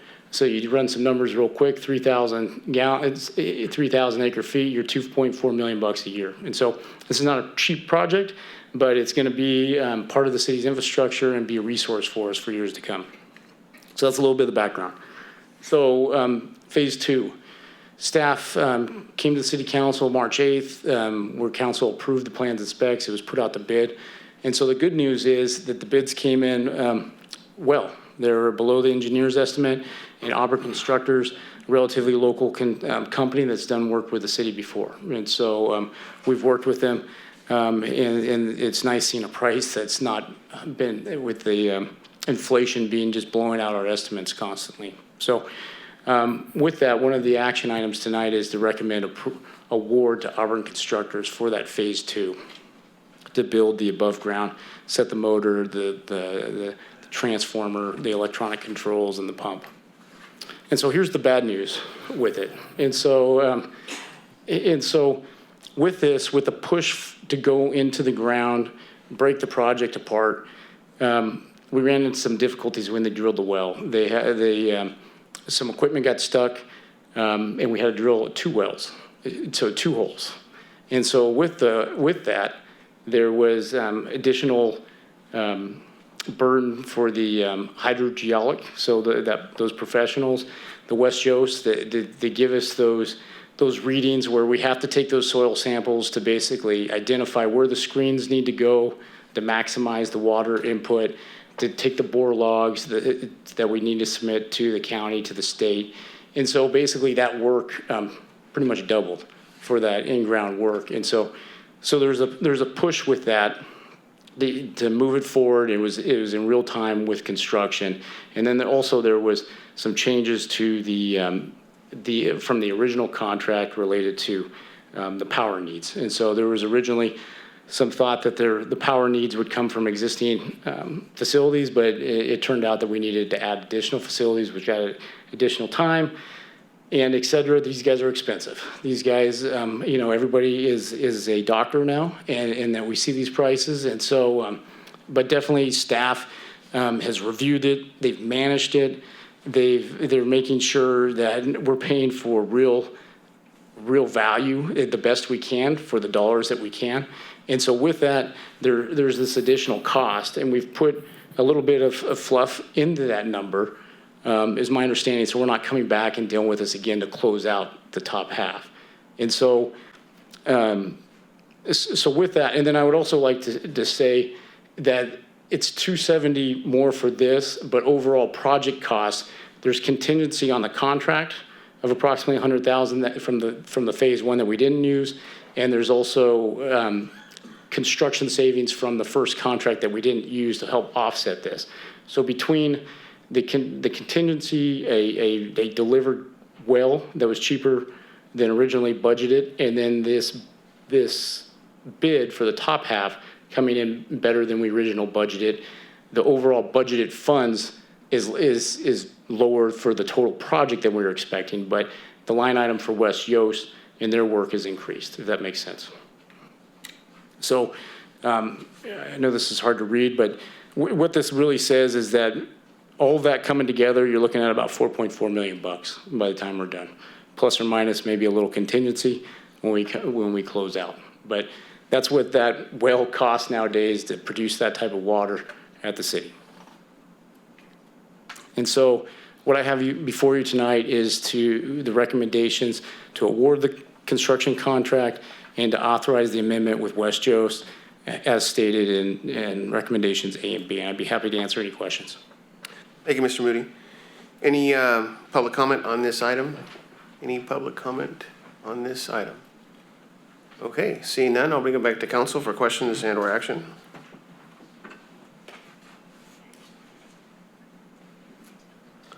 Okay, and I'll bring it back to council for action.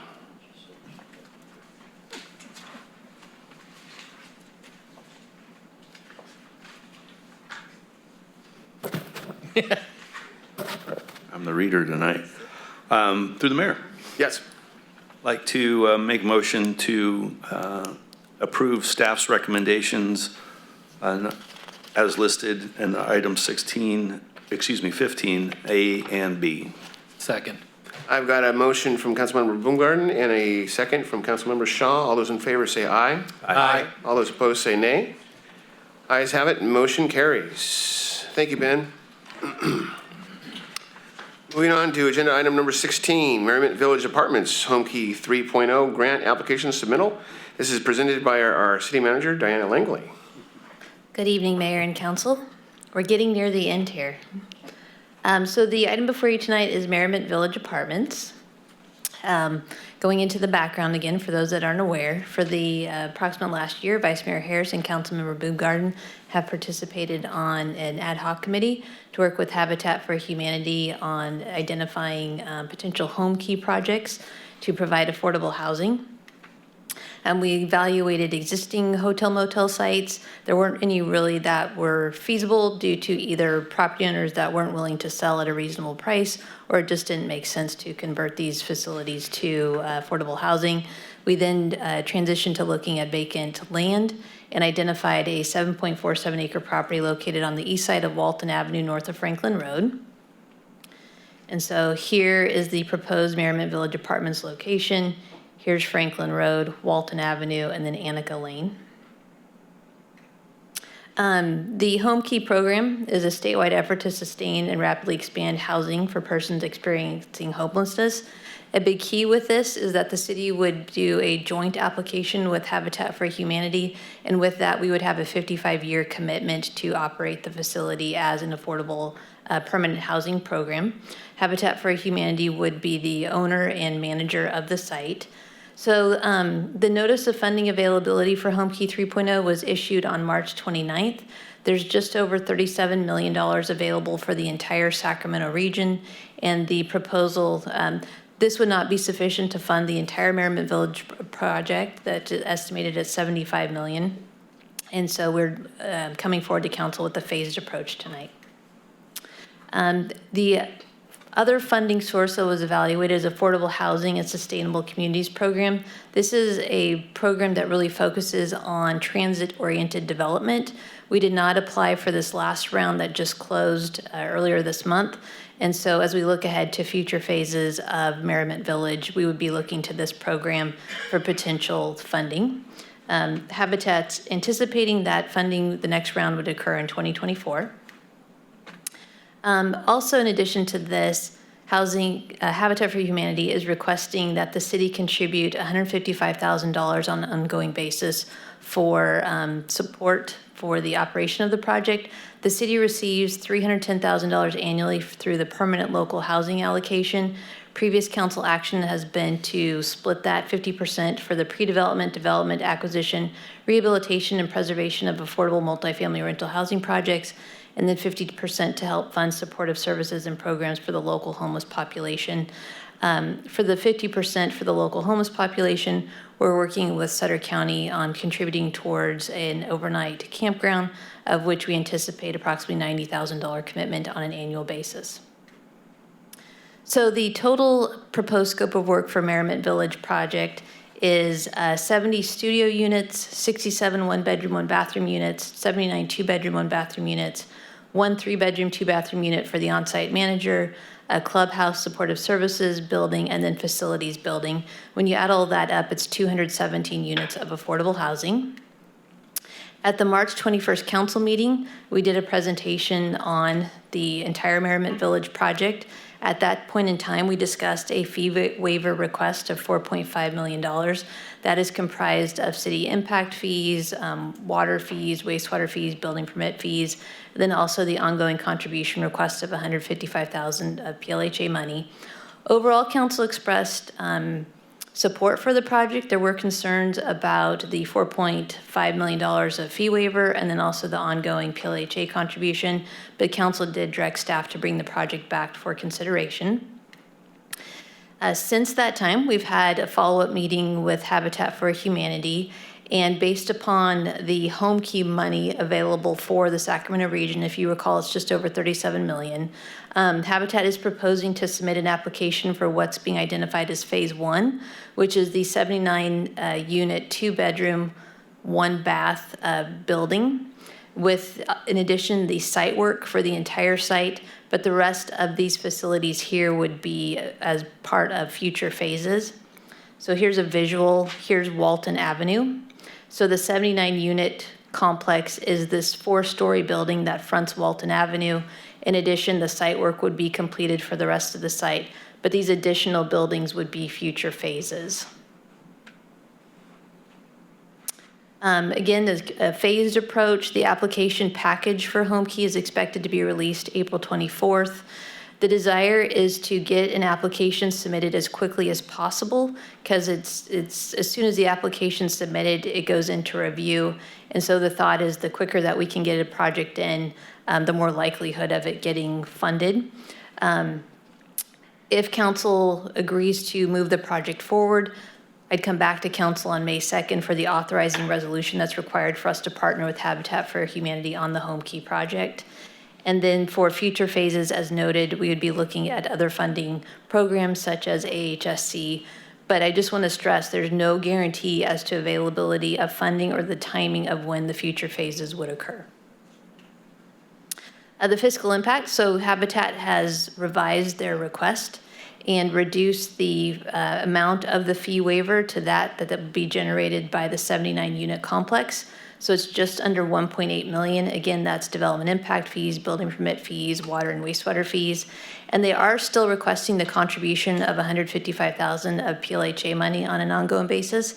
And the reason being that when HCD is removing these applications, the more funding that they can show upfront for construction, but also ongoing, makes the applications more competitive. And so the thought would be that they would ask for the $155,000 of phase 1, but they wouldn't come back to the city, and Joseph can confirm this, Joseph with Habitat for Humanity, they wouldn't come back to the city as part of future phases for additional ongoing money. So we'd start out at $155,000 and it would stay there.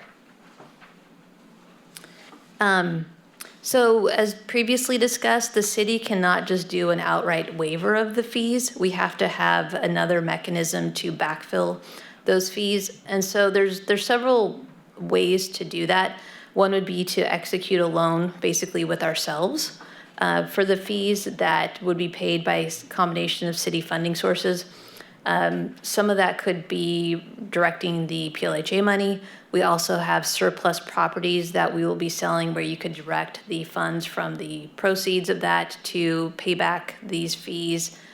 For instance, of the 9 housing successor agency properties, we'll be selling 3 of those. I just noticed a misspelling on owned, on city-owned properties. We have city-owned properties, one of which being the property we're going to sell to Habitat south of the Moose Lodge. We would generate about $150,000 from that. And then we have additional city surplus properties that you could direct the proceeds to pay ourselves back.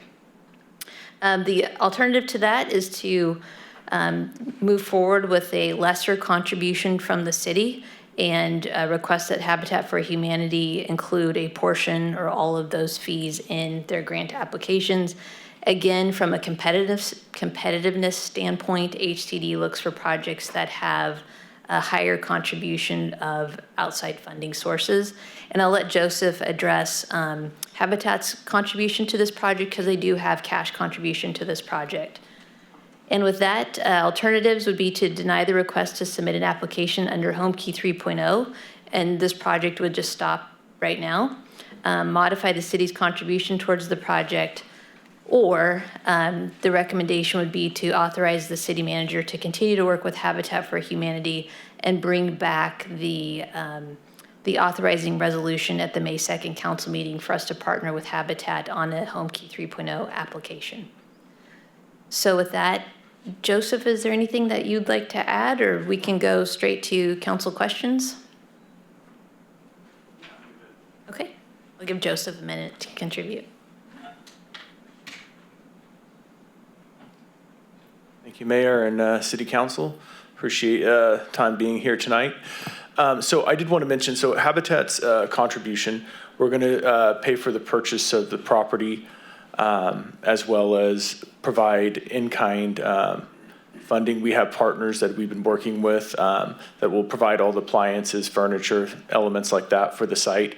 All in all, it'll be a little over $2 million in between $1.2 million in direct funding that we will pay out, obviously utilizing cash, and then in-kind contributions from national partners. So I did want to add that in. Also, one of the elements we looked at, we were talking about leverage and being able to provide for the project. The nice thing about it is once we get an application and we get something approved, it gives you a stronger position for future grants. When people see there's a project developed and that there's a contribution of funding that's already going towards it or a large grant that's already being utilized. It just helps in acquiring more funding. So this is a phase one. We do believe with this as leverage, we're going to be able to seek other funding sources that should get this project moving. The goal is still, even though we're doing a phased approach, to do all the land development this year and then start constructing the buildings in 2024. So just wanted to share that. Thank you for that. Do we have any comments from the public on this item? Any comments from the public on this item? Okay, I'll bring it back to council for questions and our action.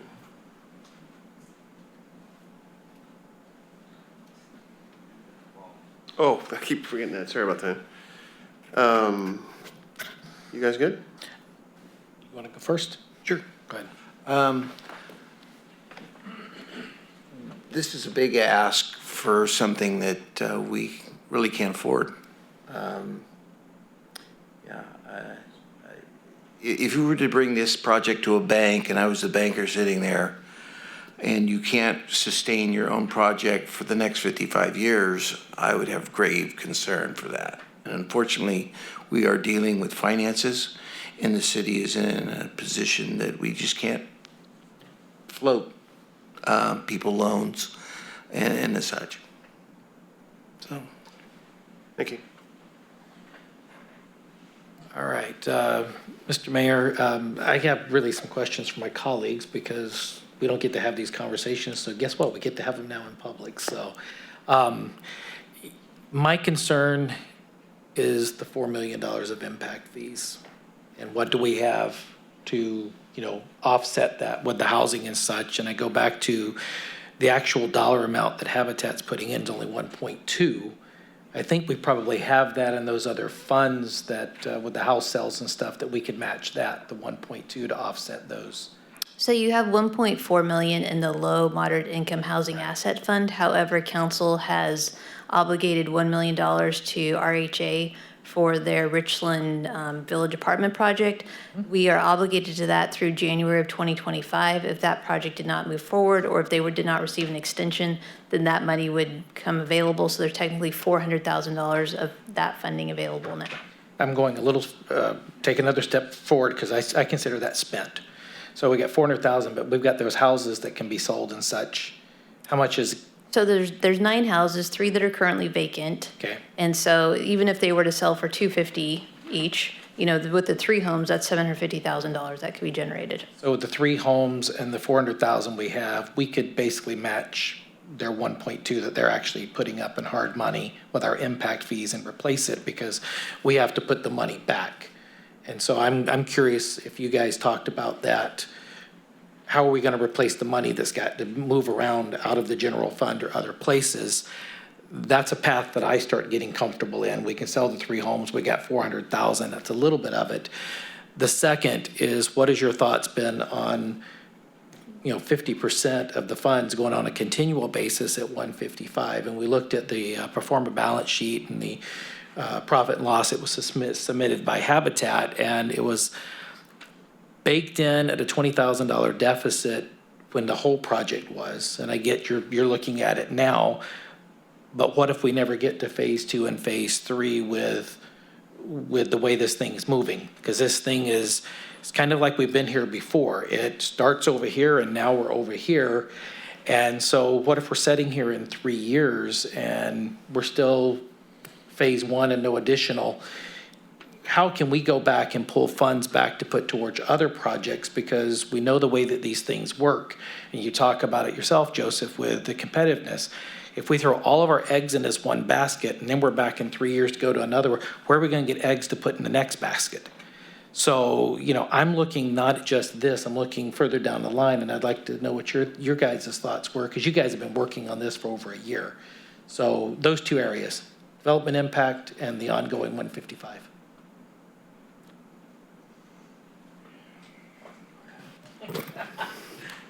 I'll talk to the 155 first because I think that's the lower number, correct?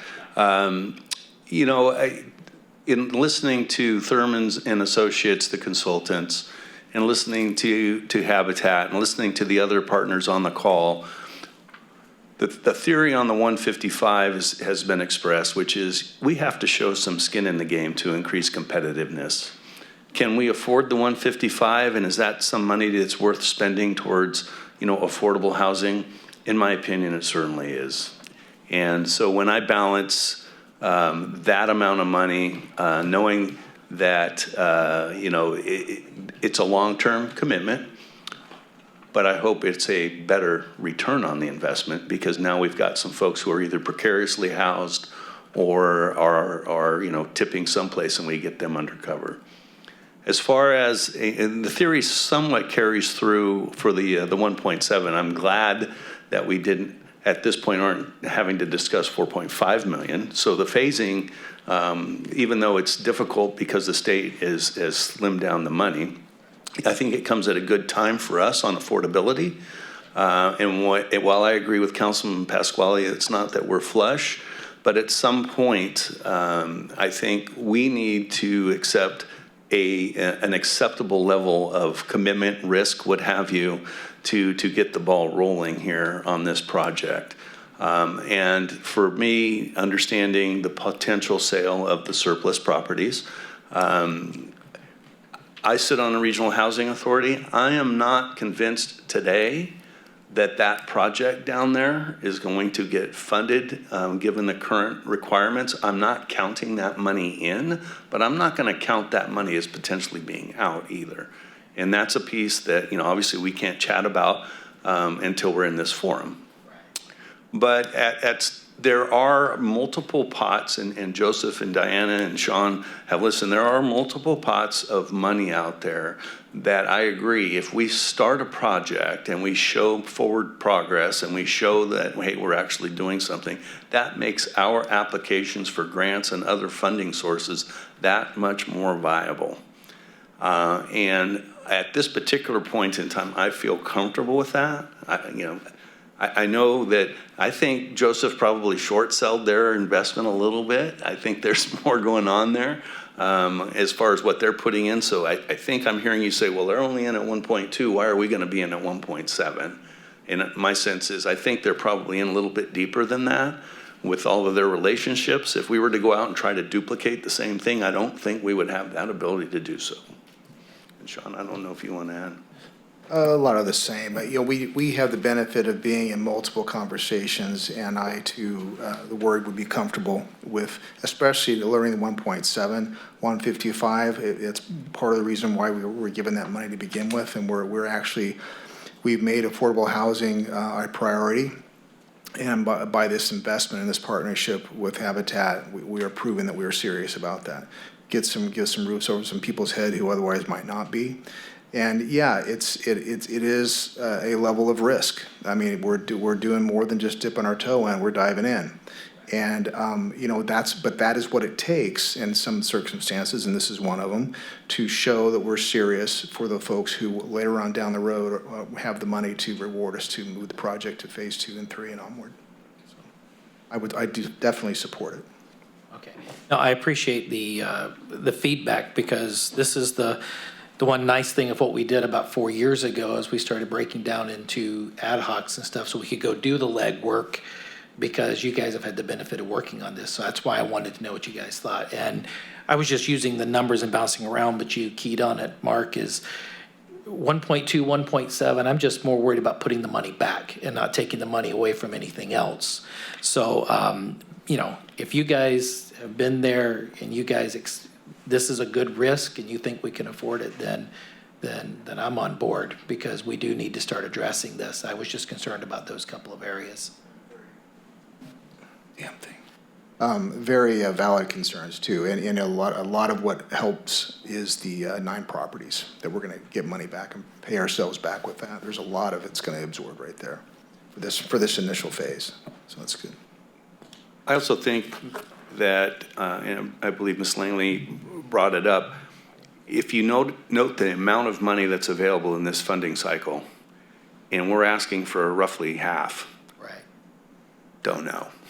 But we need to make as strong and competitive application as we possibly can afford to do so.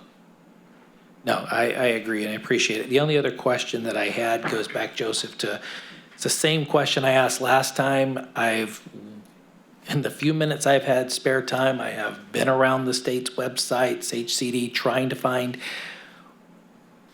what is that legal threshold that you're bound by under Homekey for income limitations? Because again, back to the concerns, I agree we need to do this, but I don't want it to be set so low that you're moving people out because basically they're on Social Security and fixed income and it's a lower Social Security. So can you tell me where that's at, what the site is, because I can't find it. I can kind of see a sliding scale is what it looks like to me. Yeah, we can definitely provide those numbers. This first phase for the 2-bedroom houses is really focused on families, and about 30% of the AMI for the family units is what we're looking for. When we seek additional sources, we're looking at funding sources in other phases that would be between, at 50%, 80%, just various amounts so that we can be able to serve a greater threshold of individuals and families. So I'm hearing you correctly. This phase 1 is going to have a lower threshold, but you're really focusing on family and family median income percentage. Yeah. So we're going to be dealing with husband and wife, maybe kids, to where we're really, okay, you've answered my question. I'm good. And the citation is in page 2 of the Homekey frequently asked questions. And thank you. So Brian Belaya of Thurman Consulting is on Teams right now, and I appreciate it because he sent me that reference so that we could have a point to actually go look at to see where that comes from. So you're telling me I was diving way too deep? You're going way too deep. You just need to look at frequently asked questions. So, all great comments. I guess one of the nice things about being on the ad hoc is you do get to see behind the curtain a little bit and you have those conversations. A lot of my questions were answered during that discussion. But, I don't expect Habitat to be able to see in the future. A concern I have, obviously, reflected by Councilmember Pasquale, is you buy the theoretically, Habitat purchases the property and puts up the housing units that face Walton, and then you mentioned the possibility that, I think the city manager mentioned the possibility of no further funding past that. But what was discussed by Councilmember Shaw, Harris, and Baumgarten was this idea that you've got to be able to show that you're in it. You're in it to win it. So, and I think with anything like that comes a little bit of acceptable risk. And so based on what I've heard this evening, I'd be willing to support this. So I'll bring it back to council for, unless there's any further comments, I'll bring it back to council for action. Through the mayor? Yes. Probably going to surprise Joseph on this one because of different things, but no, I will move that we authorize the city manager to contribute or to continue to work with Habitat for Humanity and apply for Homekey 3.0 funds through the State Department of Housing and Community Development for a 79-unit affordable housing project located at 428 North Walton Avenue, which is phase 1 at the proposed 217-unit Merriment Village Apartments. I've got a motion by Councilmember Shaw. A second. And a second by Councilmember Baumgarten. All those in favor say aye. Aye. All those opposed say nay. Hey. Ayes have it. Motion carries. Thank you, City Manager. Future agenda items. Number 17, future agenda items. This is an opportunity to discuss with the City Manager about items that came up in the meeting this evening that you would like to have brought back to council at a later date. Okay. Moving on along to reports and communications. The following reports and communication items are provided for the council's information. No action can be taken on items under this section unless the council agrees to it on a subsequent agenda. 18, City Manager's report. All right. So Sunday afternoon, one of our code enforcement officers, Boone, worked with the Yuba City Police Department and Sutter County Ag Department to do a sweep of mobile vendors. And they were able to address some fruit vendors that were not operating under the appropriate standards. And they confiscated approximately an estimated 100 pounds of fruit. And then they also, there were some individuals that were cooking chicken in open air inappropriately. And so there are, I think, 3 different sites that they were able to address with that. And in addition, Boone also had worked 2 previous Friday nights to address mobile vendors.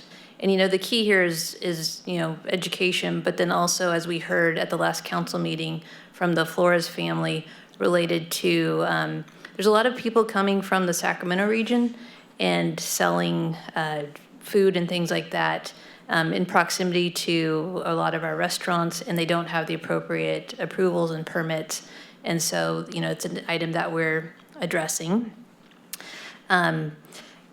On tomorrow, Ashley, we will be doing a shop talk for professionals at noon at El Zarape. So we encourage professional companies within the city to stop by. Also at the Recology cleanup event that was held in March at the Kmart parking lot, we collected 68,275 pounds of debris from Yuba City citizens. There is a Yuba Center Business Consortium Resource Fair May 2nd at Boyd Hall. Development Services recently issued their April 2023 newsletter. It's posted on the website. If you have a chance, I strongly encourage the public to go look at it. It talks about the projects that have been approved through the Planning Commission. There's a tremendous amount of subdivision maps that have been submitted, which is exciting to see, even though it's hard to see the city expand for those that enjoy the country feel. And then also it talks about updates related to the hotels and other projects. The Bridge Street widening project, the contractor Knife River is scheduled to mobilize May 8th, and they will begin the traffic shift so that they can start working on the other side of the street. And then I just want to note, Officer Percy, the press coverage that Officer Percy has received has just been tremendous, and kudos to the police department for really being on the cutting edge for the mental health program, and then taking a bunny that was found on the street and adopting it and putting it towards a really good purpose. So thank you. Thank you. Okay, moving along to city council reports. We'll begin with Councilmember Boongard. Thank you, Mr. Mayor. Obviously, we've been involved with Homekey. I'm not going to reiterate all that. At Sabufka, Sutter Buttes Flood Control Agency, we had one meeting over the last couple of weeks. The most notable item there is the process of getting the other agencies to begin to buy into the extra, the impact fee for the Sutter Bypass East Levee is underway. And those presentations to those other entities to see if they're willing to participate starts, I believe it starts this week. And for the council's re-information is, I believe we've messaged that, we would like to see everyone participate equally rather than unequally. So we'll have to see how that plays out. Begin the Regional Housing Authority.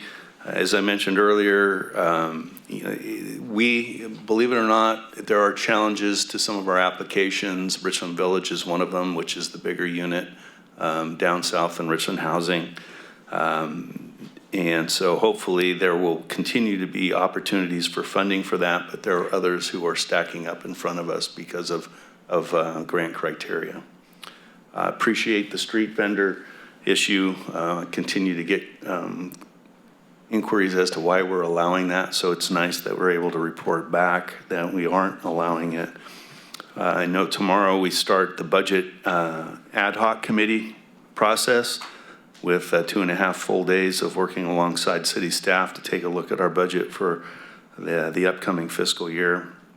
And cap to cap, which is the opportunity for members, elected officials to go back and meet with our regional legislators.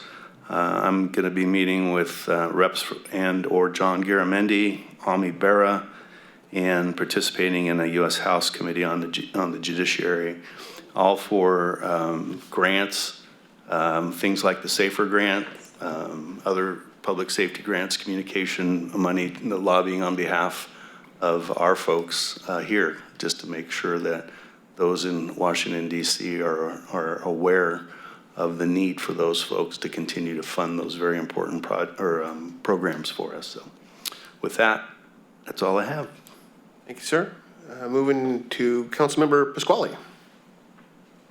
Thank you, Mayor. I'd like to thank everyone for holding my spot for me when I was sick last meeting. I feel much better now. Prior to that, I was part of the Fire Ops 101 that Councilmember Shaw had referenced earlier on. My comment about they're nodding what they want, but what they need is so ingrained in those firemen that we have employed at this city. I'm very proud of them. It was a very intense training, especially in a box when you're on fire.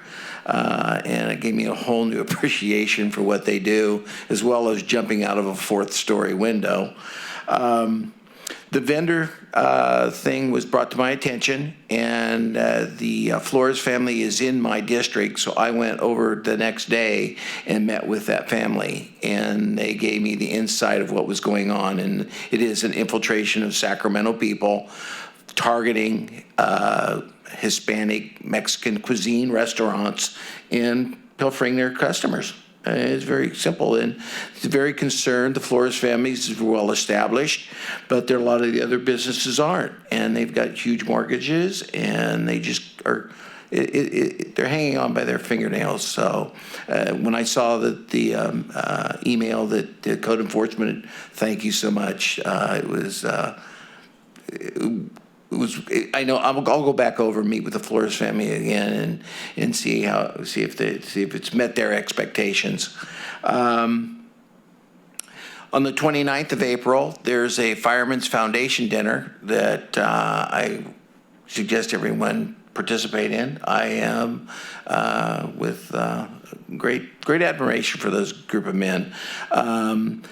Friday, I was at the Cap to Cap freshman orientation. I am on the Education and Workforce Development Committee, and I've got 3 or 4, I don't know how to navigate the thing on the phone, so. Anyway, so I'm looking forward to that and bringing our message to our federal people. So with that, that's all I have to report. Thank you, sir, and thank you for following up with the Flores family. That was it's appreciated. Thank you. Moving over to Councilmember Shaw. Yeah, thank you. Turn this on. Thank you. Quite honestly, everything has been between the last meeting for me. It's been taxes, taxes, and taxes, and so all of those who had to do as me and put checks in the mail, I'm crying right with you. So tax day comes and goes, but we're getting ready for Cap to Cap, going leaving the end of the week. I've got the executive committee for EDC on Thursday, did get that agenda today. And we have transit and our WMA coming up on Thursday. So I've got 2 days of busy stuff for the city, and then we're off to go try to bring some money back to Yuba City. So that's it, sir. Thank you very much. To the Vice Mayor. Yeah, pretty light for me too. We already mentioned the Homekey calls, and then I had the opportunity to attend a ribbon cutting for it's more than a barber shop. It's like a complete bumper-to-bumper school for, what is it, cosmetology on Plymouth Street. It's called Simply Divine. Very impressive inside there. Very, very, it's going to be, I think, quite a popular place. And then, of course, preparing for Cap to Cap, I will be on the Civic Amenities team. And we've been doing some pre-meetings and have some other things scheduled just about the minute we hit the ground on Saturday. So thank you very much. Thank you. Okay, I'll get through this as quickly as I can. I attended the JAC chamber meeting where there was a Teams meeting with Senator Nilo. He discussed the homelessness issue, which is his #1 priority, and specifically addressed the mental health element of that, which I appreciated, and that was an interesting meeting. As the Vice Mayor talked about, Simply Divine ribbon cutting on Plumas Street. I was asked to speak to the Century 21 realtors, which went on for about an hour and a half, but it was very informative. I was able to get them up to speed, answer as many questions as I could. Participated in the regional transit, the transit director interview, which we're going to follow up on Thursday with. Looking for someone to fill in some big shoes.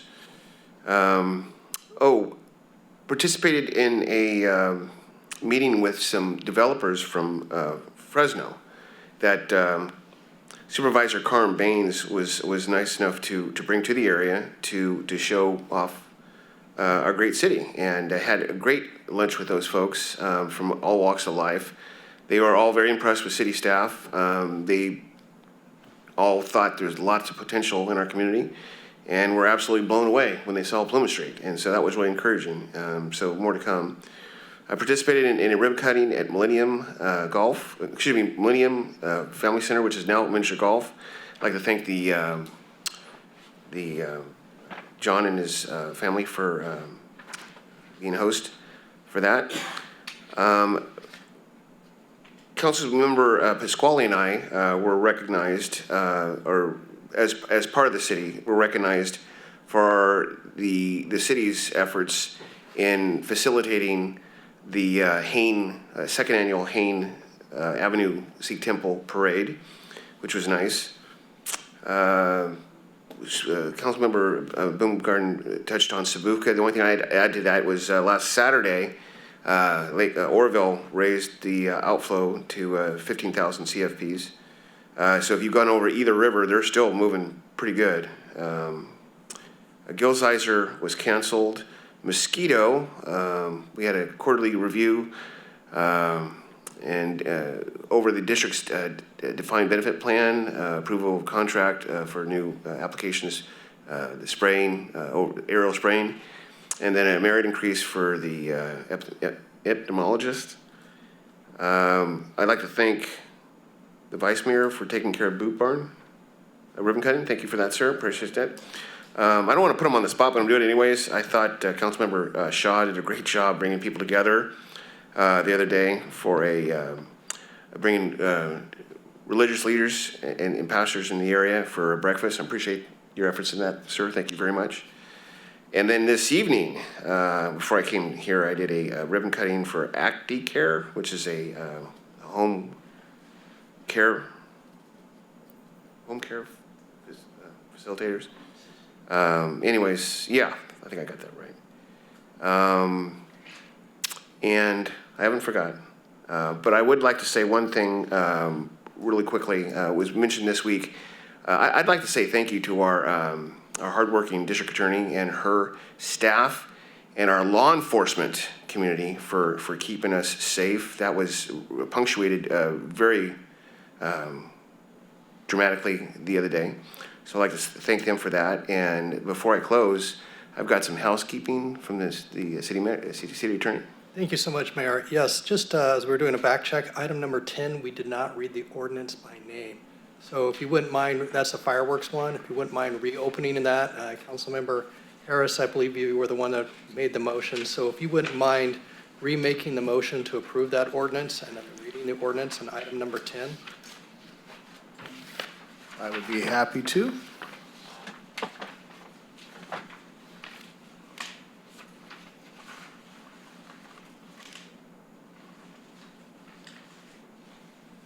Need to reopen it, or did I just?